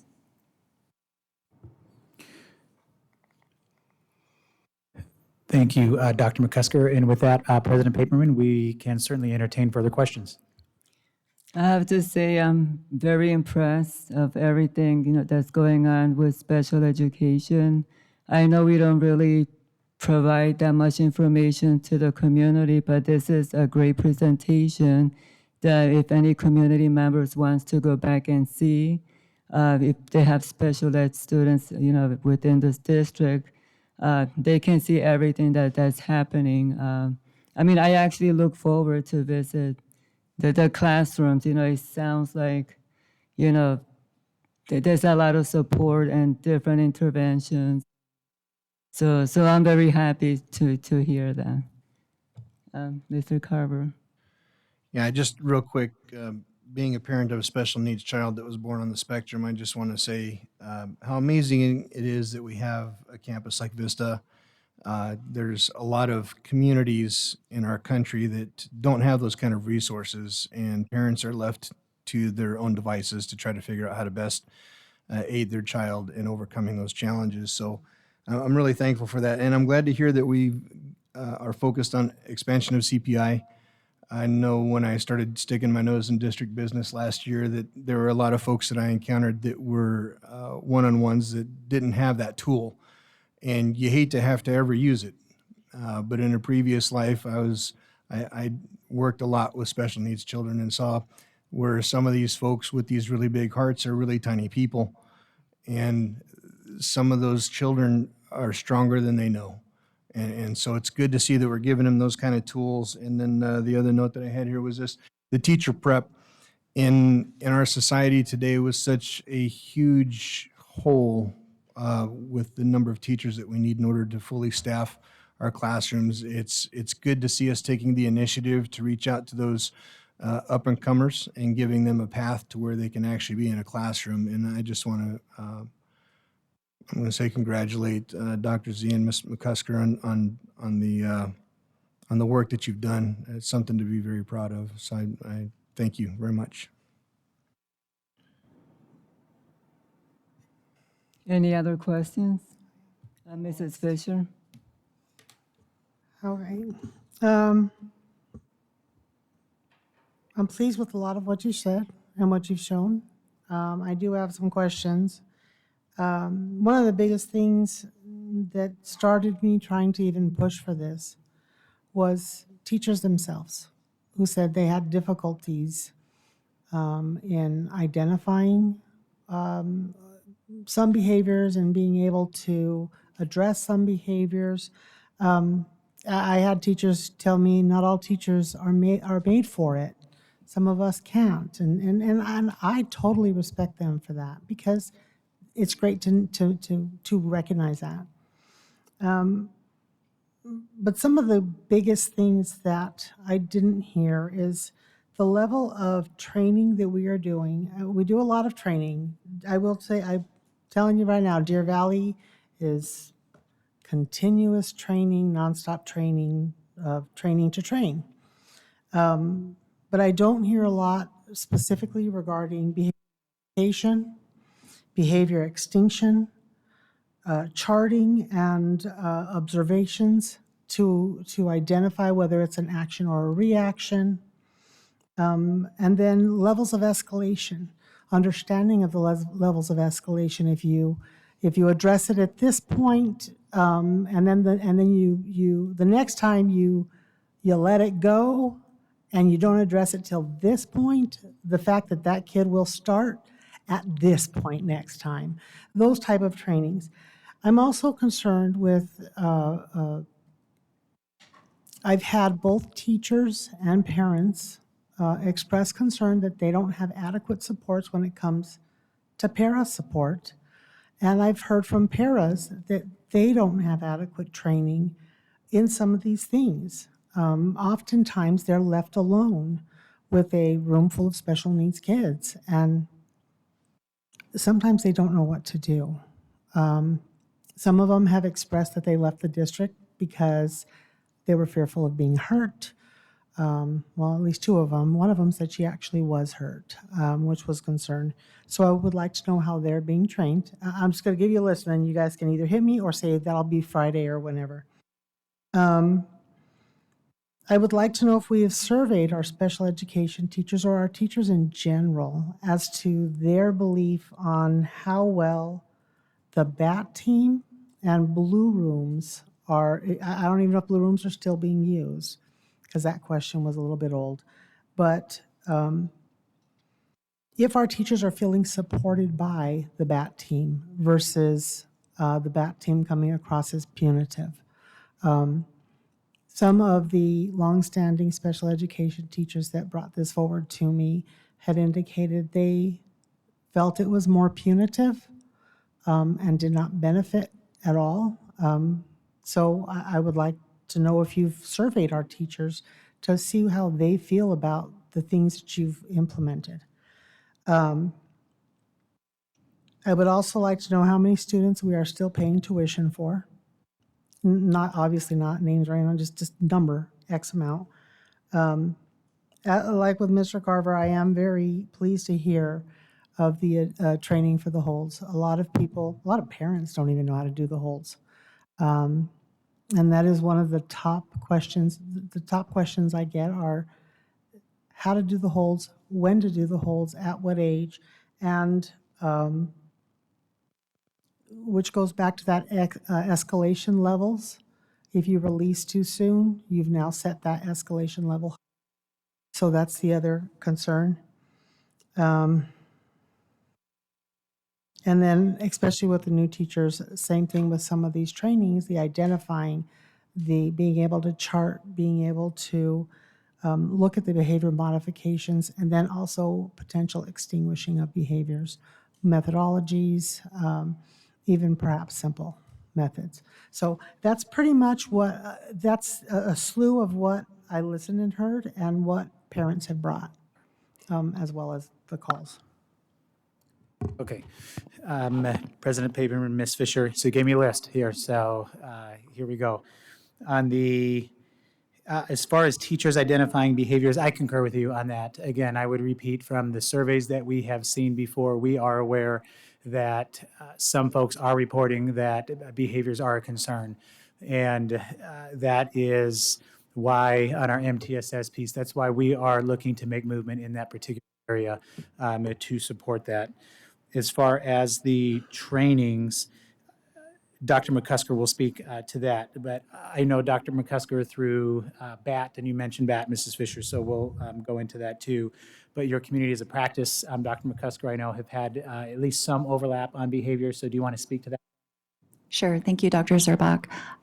President Paperman, Mrs. Fisher, specific to your question about professional development opportunities in the area of behavior, you did bring up our BAT team, our Behavior Autism Assistance Team. For context, I did want the governing board and community to know that our BAT team is comprised of board-certified behavior analysts, as well as behavior consultants and behavioral techs. So when we're looking at the area of behavioral expertise, that is at the top of the continuum. We are so very fortunate to have BCBAs in our school district. So BAT offers multiple trainings that is provided directly to a campus, to a specific teacher, and or district-wide. And so their expertise enables us to develop positive intervention classrooms for students, and of course, on the other end of it, functional behavioral analysis and behavior intervention plans. So when we're talking about extinguishing behavior, or what I like to do is flip the switch and say promoting positive behavior. That's really where the BCBAs and our behavior consultants, their expertise truly shines. So they are out there in a three-day modeling opportunity where they go in and they provide context. They directly for a specific classroom. They provide techniques, then they watch the teacher and or the paraprofessionals deliver the techniques too. And I'm sorry, my mic keeps cutting out. And then on day 3, they're looking for autonomy or independence. Thank you. So on day 3, they're looking for generalization after they've provided that training. So there are multiple opportunities in realia, in the classroom, in real environments, and then we also provide professional development focused on ABA data and all of the wonderful opportunities for FBAs and BIPs. As far as our communities of practice, I'm so glad Dr. Zerbach brought that up. Our communities of practice are something I truly believe in student support services, and on a monthly basis, we have multiple opportunities for any domain within student support services to have a COP, as we fondly call them. It is not a mandatory, but a completely voluntary opportunity for our staff members to get together and talk shop. And it's a social emotional support for them as well, because it's nice to get together and talk shop with other people who understand what you're doing. And our BAT team often delivers community of practice PDs, and they are very, very well attended. So when we look across the scope at our opportunities that our BAT team has provided, as well as any of our other experts in student support services, we are rife with professional development opportunities as it relates to behavior. Has there been any inclusion of the parents in assisting to support? Has there been any inclusion of parent training to help them assist to support teachers? You know, one of the things that we always found beneficial was to support our teachers in saying, discipline my kid. Go ahead and hold them to a standard. Go ahead and hold them true. And those were the classes he got the lowest grades in, but the most learning from. So I'm just wondering if parents are included in any of that to support the teachers as well. President Paperman, Mrs. Fisher, that's an excellent question. And there's many opportunities that we do provide to our parents for training opportunities.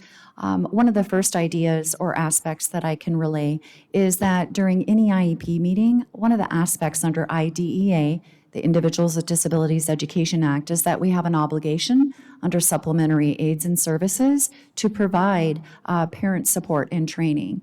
So there are opportunities within our district when parents are able to receive additional training. Sometimes that comes from our BAT team.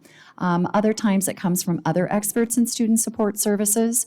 We also, as a recommendation from the Futures Analysis, have created a parent webinar series. We again are deploying our parent webinar series this year. It's starting a little earlier than this spring. But we also like to focus on topics that are interesting to our parent community. And I like to solicit by survey from our parents what are the hot topics or what they would like more information about. So we continue to do that through our parent webinar series. And at any time, our school psychologists or our board-certified behavior analysts can sit side by side with our parents and walk them through pro-social techniques for dealing with behavior, as they are behavioral experts. And we welcome that opportunity at any time to have those real, authentic conversations with our parents and families.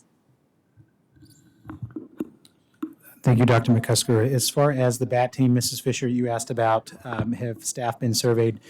Melissa can say if there's been a formal survey. I would describe my anecdotal information on that as there are many celebrations each week with respect to the BAT team in terms of what they have done.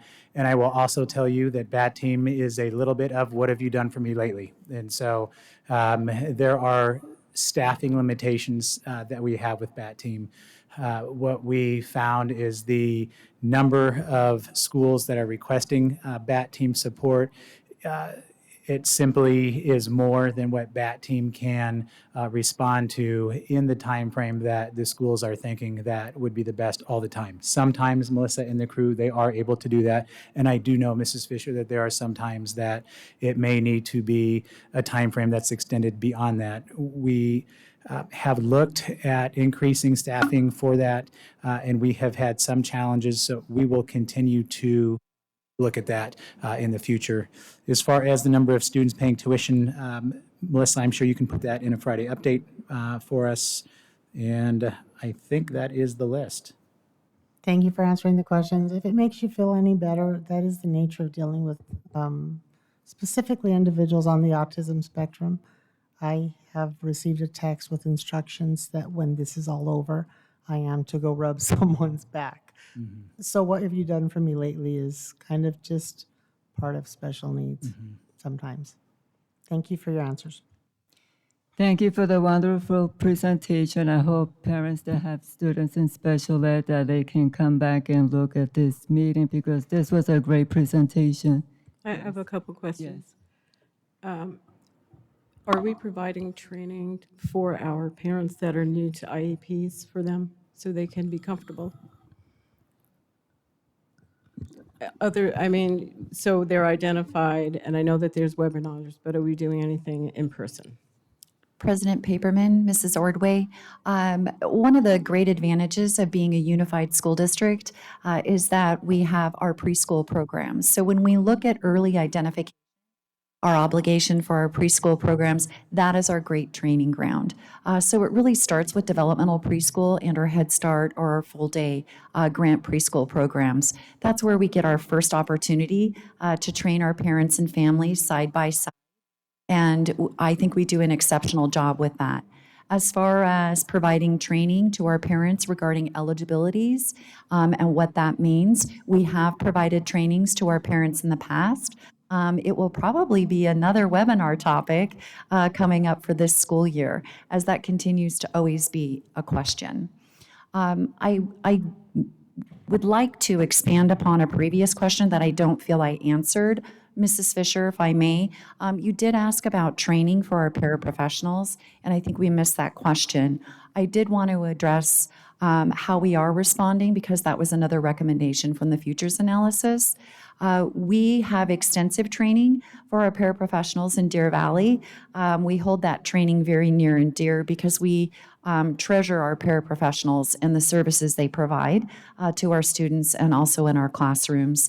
Every month, we provide paraprofessional training. It is conducted by Student Support Services. Mrs. Christine Miller is the Student Support Services leader who facilitates those trainings. As well, from our Principal Advisory Work Team, we had a recommendation to implement lead paras in Deer Valley Unified School District. And what this role really entails is a leader in the paraprofessional community that comes to lead para trainings and then takes the training back to campuses and shares that training with other paraprofessionals. We've had great success with that, and it really has created a very strong community with our paraprofessionals. As well, they attend our CPI training and first aid and CPR training. So their training opportunities have expanded greatly since 2018. When you provide information in the Friday up, can you give us a ratio? Paras to, see, I'm trying to make sense of the correspondence I receive and the information I receive. So I don't know paras per student, per school. I don't really know. It has to be meaningful because, I mean, one student could need a para all the time, and you could have 10 students that just need one to keep them going the same direction. So if you have any meaningful statistics on the number of paras we have per school, that might be helpful. Thank you. Absolutely. I can provide that in a Friday update. That's not a problem.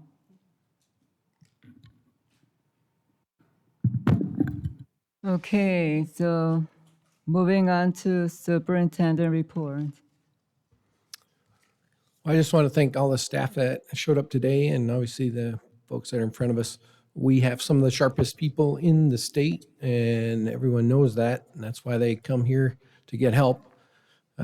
One example of that is we were asked by ASA and legislators to come down, that's the Superintendent's Association, to come down to the House of Rep to talk about why Deer Valley is exceeding the state standards and why are we doing so well against our peers in academics and fine arts and athletics, et cetera, why is Deer Valley making such a big splash in the state?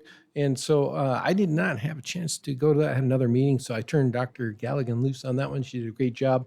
And we were one of 3 public schools that were chosen amongst many charters and privates as well. And so they actually borrowed our data and took it with them to look at possible legislation around school improvement, as I think I've shared in our Friday updates as well. So I just want to thank Dr. Galligan for stepping in for me there as well. When you have great staff, and we do prioritize training. We want our expertise to go throughout the system. So that is what has helped us continue to be one of the top districts in all of Arizona. I want to update a couple more things. I've been to every campus already, about 150 classrooms so far, and seeing a positive vibe out there. Everybody's working hard and enjoying their purpose, why they are here. We had an ASA meeting here Monday, and Superintendent Horn was in there as well and talked to the group of superintendents. We host all the superintendents from the state of Arizona throughout the school year.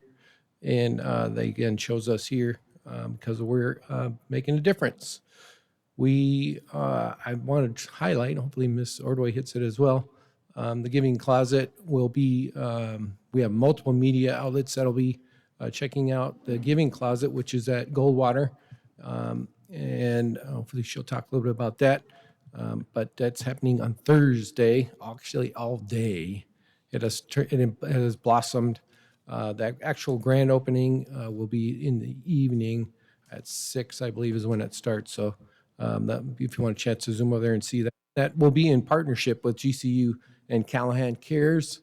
And we hope to have multiple giving closets in our regions over time. So it's just starting. And we want to thank, I know Mr. Carter and Ms. Simonchek are also going to be providing shoes for that closet and the multiple closets that we're going to end up developing over time. We have POP coming up on August 30th. That's the parent PTO organization. If you want to come check that out, we'll be notifying you when that goes. We have a business partner coming up on Friday. You want to be part of that, let Ms. Sheila know. I just had my students in here for the Student Advisory Council. That's really the super group for Stuco for the whole district, and we put on our big summit at the end of the year. And so that we met just last week for the first time. Kids are all excited to get that rolling. We have Interfaith coming in September. I think I'm on podcast number 3. The latest one is on student and some of the new sports. Flag football for girls in particular is a major focus of that one. Come check it out on our website. Our next regular board meeting will be September 12th. We have a study session on the 5th at 6 p.m. And last but not least, this Wednesday is Mr. Miglorino's birthday. An hour and a half.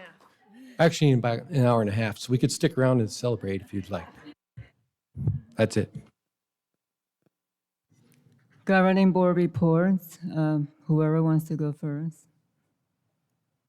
Sure, I'll go. Okay. Okay, from our speakers tonight, I would like to request that, in regards to Ms. Framos' concern about the bad information she got concerning job titles, I'd like some work done on that. I don't know if it was an oversight or just a miscommunication, but I'd like to see, at least in the Friday update, what's been done to try to eliminate that sort of confusion. I can understand her frustration with that when she was trying to figure out where her child fit in that god-awful mess that we had there.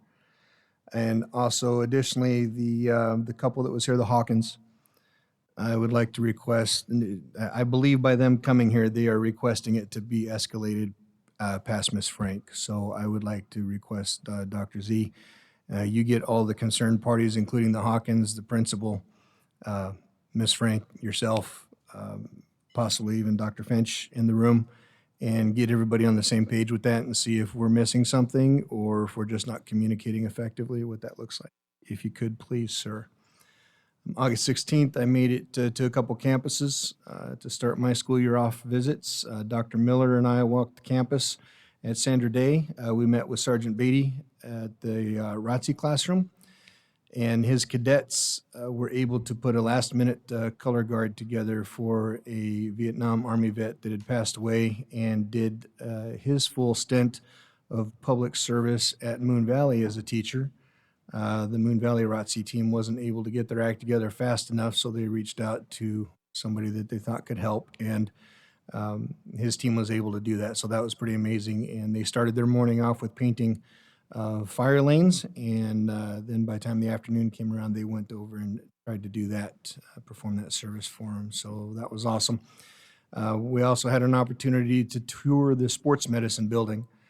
I remember going to school, and the sports medicine building consisted of a room not much bigger than a closet and a taping table and a whirlpool bath. And so see some of the resources that we have available and some of the educators that we have that are on site, not only teaching the children, but also providing aid to our athletes when they're out there giving their all. It was pretty amazing to see that. Dr. Miller and I were also able to discuss what he thought future growth looked like for Sandra Day, what he feels that he needs to maintain the growth that he has and to get the campus ready for future growth in the future. So it was a good visit. Finished up my day with Miss Gill over at Desert Sage. She took me on a tour of her beautiful campus. We stopped in and visited with a few, first one being the PE class. We stepped in just as they were finishing the chicken dance. They asked if I wanted to learn, and I was happy to get in there and shake my tail feathers, but they decided to change gears when I started moving around and offered to do a rendition of the Goldfish song. So that was it was pretty awesome. But we also visited the Mandarin classrooms to see what that was all about. I stepped in at a time where the number of children in the class were a little bit reduced from normal. She explained to me that a lot of their kids are also in the gifted and talented program, and so we went over and visited that classroom as well to see a lot of the kids in action, and it was interesting. We paid a visit to the pre-K classroom, and we were able, Ms. Gill was able to show me that in her gifted and talented class, she now has a lot of graduate pre-K classrooms. So it's always amazing to see how everything evolves, and things that we do early on for our students really do pay off as they go through the system. I believe it was August 19th, Fall Sports Media Day. Anyway, we had Fall Sports Media Day on Saturday, sometime this month, and it was pretty awesome. A shout out to Mrs. Crooks. She did a great job spearheading this first, hopefully, annual Fall Sports Media Day, in which, for those of you that aren't aware, they set this entire room up with one booth for each of our 5 high schools, and throughout about a 3-hour period, the different sports that play through the fall would come through in a round robin fashion and have an opportunity to be interviewed by community members and be interviewed by the press media that was on hand. So it was pretty amazing to see everything that she was able to put together and the opportunities that it gave the kids to experience something like that. And that's it for me. Thank you. Next.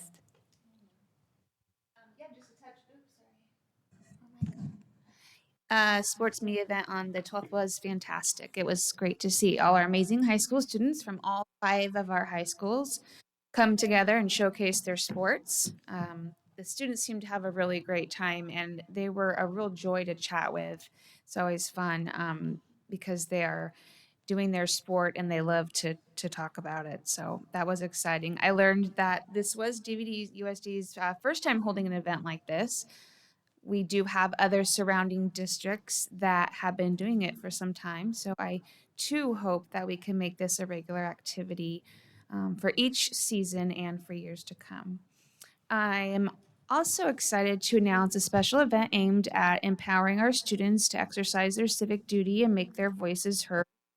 This November, we will be voting on a very important bond for our district, and I want to let our students know that you can be a part of this. The Civic Center is hosting a Register to Vote event to provide eligible students with the opportunity to register for the upcoming elections. Students, I want you to know that your voice matters, and this is your chance to have an impact on the issues that affect you and your community. This is a strictly student-led event. We do have students from Barry Goldwater that will be participating, and I'm hoping, working with Dr. Finch and Dr. Z, that we can have some of our other high schools join us. And also, if you are interested, please feel free to reach out to me, and I can point you in the right direction of where to go. It's pretty more hands-off for the adults because I think they're really trying to get this generation kind of proactive in what they're doing, knowing what they are capable of doing. So There is a mandatory online training on August 30th. So I think it's only about an hour, real quick, and then the event will be in the first week of October. I also wanted to let our community know, especially the teachers that sent emails today, that I'm listening. And I hope the discussion tonight was helpful. It was definitely helpful for me. I think, especially since we had our principals up there, that was really important to be able to hear from them. And I just want to, probably I will be staying kind of involved and hopefully connected with those teachers to see how that. And then I'd like to add something, a well-organized school board meeting is essential for efficient decision-making and productive decisions. So in addition, many may have noticed, and it did get brought up tonight, that there were action items that had been placed on the agenda without having a discussion about them first. This is not how a meeting should run. All it does is blindside other board members, and it seeks them to quickly try and find out what's going on without any context. So if we are going to argue the need for transparency, then we cannot have only certain board members creating an agenda with non-discussed items that suddenly become action items, and then also adding items at the last minute. This includes tonight's action items 5C and D, which were regarding the third-party surveys and the hiring of counsel. For me, those came out of left field. I would like to once again address the challenges that have been arising among our board members in recent months. Open communication is critical for effective governance, and it is evident that differing perspectives and interpersonal dynamics have led to tensions within the board. Topics are now being presented through social media, which is just not the way to communicate facts to or with our community.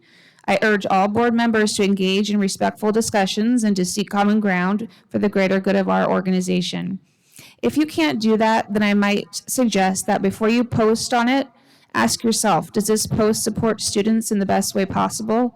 Does it help support a positive environment for our board? Could it potentially hurt our Deer Valley community? Knowing that there are always two sides to a story, or even more, have I done all my research and can I back it up with facts and data rather than it just being my own opinion?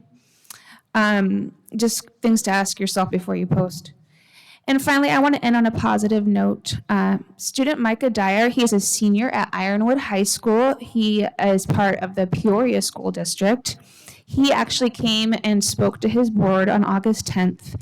Using his voice, he shared his concerns regarding the dynamics in their school board. And he encouraged board members to remember that they are there for the students and they need to work together. His public comments were well presented, and I really encourage each of you to watch it. It's available on YouTube, and if you need the link, just let me know. Before I run out of time, I do want to invite DVUSD students to always come and know you have a voice here at our district office for public comment. Thanks. Mrs. Irwin? Oh, I guess I didn't get to choose, but that's okay. I will apologize for seemingly not paying attention to the meeting, but there is a point where you can no longer sit at a dais and be called a liar. So, moving past that, I want to mention a student at Barry Goldwater named Brendan Salisbury, who, again, won or earned, however we want to look at that, a Bezos scholarship. And his plan is to strategically place wellness centers in the 5 high schools. I would ask Dr. Finch to figure out a communication strategy with the 5 high schools so he can get this going so everyone knows what's going on, counselors and principals, so on and so forth. The first media day that we had was awesome. It was more awesome because it was unique to this district, because we are an inclusive district and we included all of our sports, not just football. We also have the honor and privilege to have Mrs. Crooks as our district athletic director, because she is the first female athletic director in this district and one of only a handful in the whole state. So that's, she comes highly skilled in that, and ask her about a wrestling hold, and I'm pretty sure she could show you a few. That's a Crooks family thing. Anyway, further, we have an opening, a grand opening, an event on Thursday for the Giving Closet at Barry Goldwater. It's a very long story with students students of mine that started it, and now it's kind of a work in action for the last 14 years. So we are so proud to have a spot for the students at Barry Goldwater, not only Barry Goldwater, but it is housed in their campus. That shows their value, whether they have money or means to get the things that they need. And I think the best part of it is they'll actually get to get some things that they want. So it is a beautiful space. They're going to know that this is not the hand-me-down place that you go get stuff that used to be back of the nurse's office. This is because we value them and we value their needs. And again, sometimes it's really cool to get something you want, not just a pair of shoes because you've been putting cardboard in the bottom of your shoe. So I appreciate the shoes that you guys are going to lend or bring over, and whatever the high school can't use, I already have people lined up in the K-6 and the 7-8 schools. And I will tell you that my emotions get very high when this staff is repeatedly,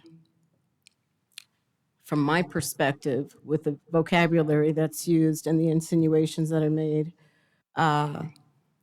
almost accused of not doing what's best and what's in the best interest of our kids and our staff.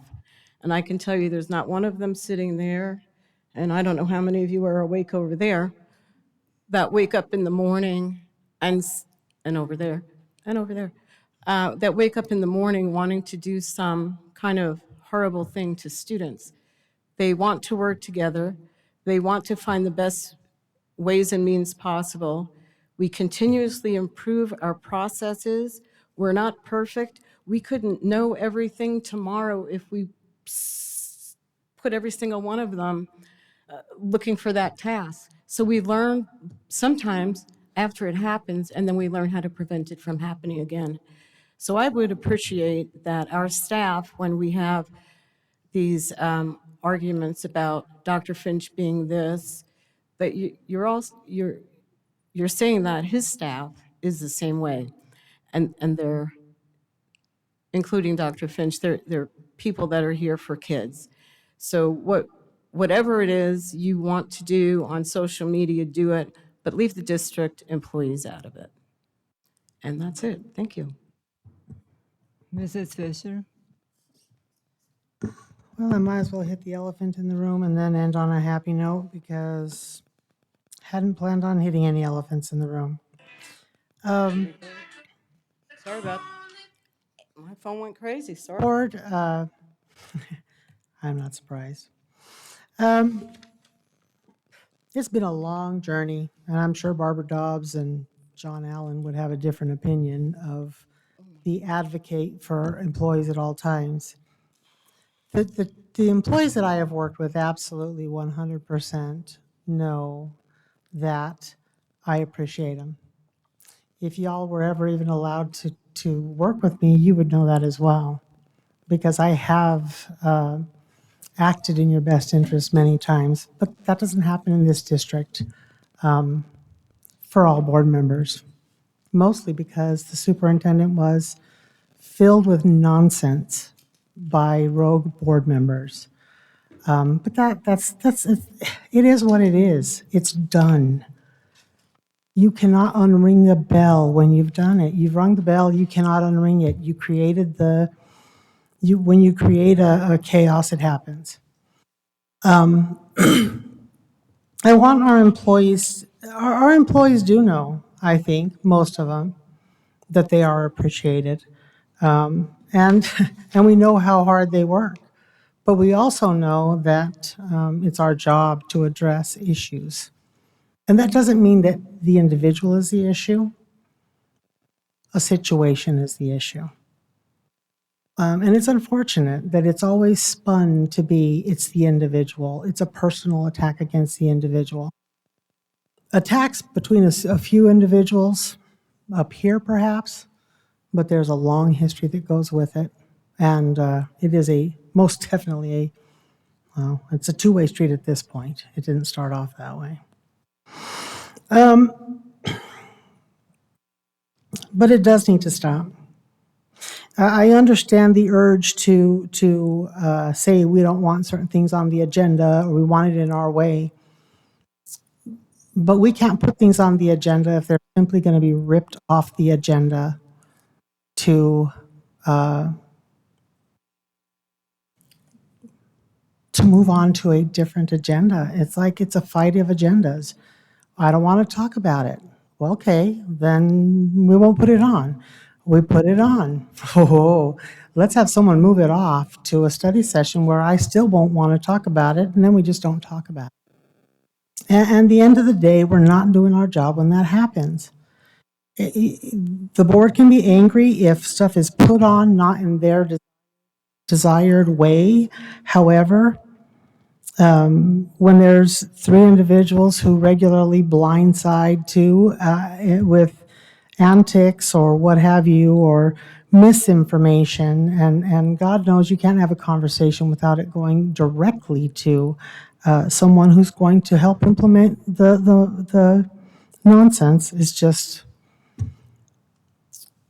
until all board members are willing to actually try and work together and not push an agenda of we don't address issues, we don't listen, we just vote how administration tells us to, and then we do nice things. We all have to at some point work together. I don't want to get too much into that, but it is where we're at, and we're going to have to find a way to fix it. I have had two people come to me regarding topics of girls' athletics and a policy that is needed to ensure that girls truly have an ability to have athletics without having to compete against a biological man. Whether it comes forward or not, I don't know. I've also had bathroom policy with boys in the girls' bathroom, girls in the boys' bathroom. Since Dr. Finch does not speak to me, the best I can say is the answer I gave is, well, I saw Paul post something that eventually it'll happen, or I saw it in writing somewhere. So those are two issues that are being brought up. Before I run out of time, and I'm going to go past the time anyways if I do, I have two things that are very important. I, for once, got chased down for something really good, and I was super excited about it, and that's why I don't care if I go over time. I had a parent come to me at church, and she said, I just have to know what happened to Kim. Where did Kim disappear to? And I said, she didn't disappear. She works at the district office. She's in athletics. And she goes, oh, good. Just so you know, Paul's doing great. I was terrified that he would not know my son. He would not know my. And so I just have to say kudos to both Kim Crooks and reassurances to the Deer Valley parents that she didn't go anywhere. She still works for us.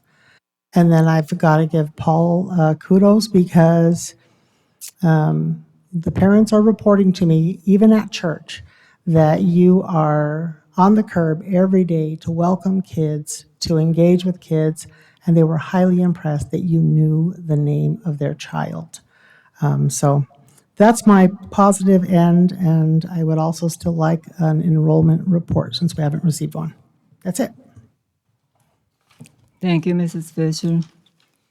So I would like to address to the board, because I do have staff send me emails of concerns, and being board president, I'm in advocacy to stand up for what's right and for what's just.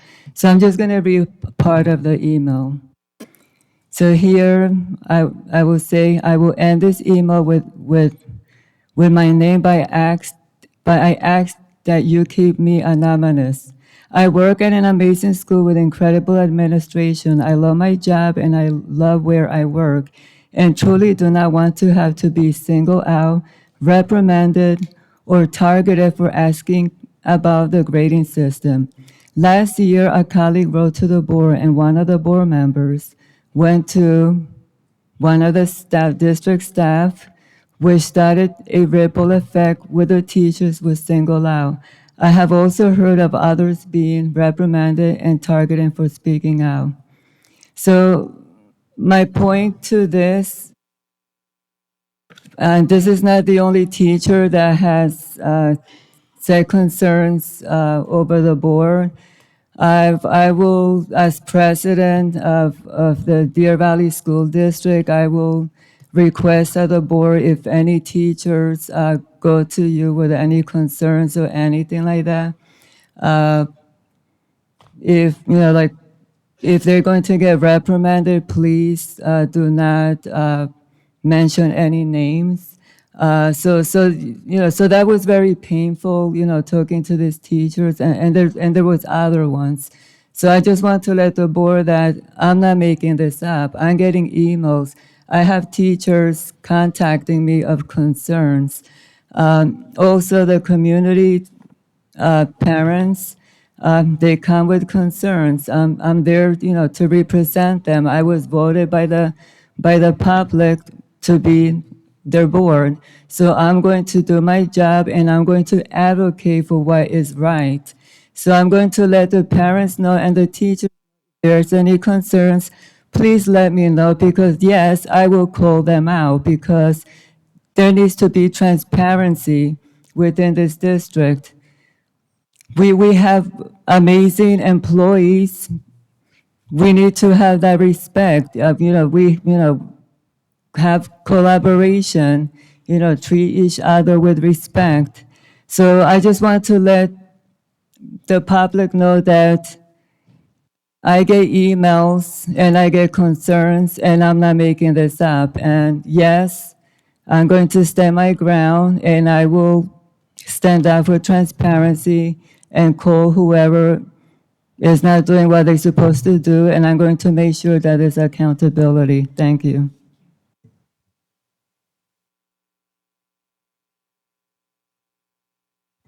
Okay, future agendas are posted. The next board meeting is September 12.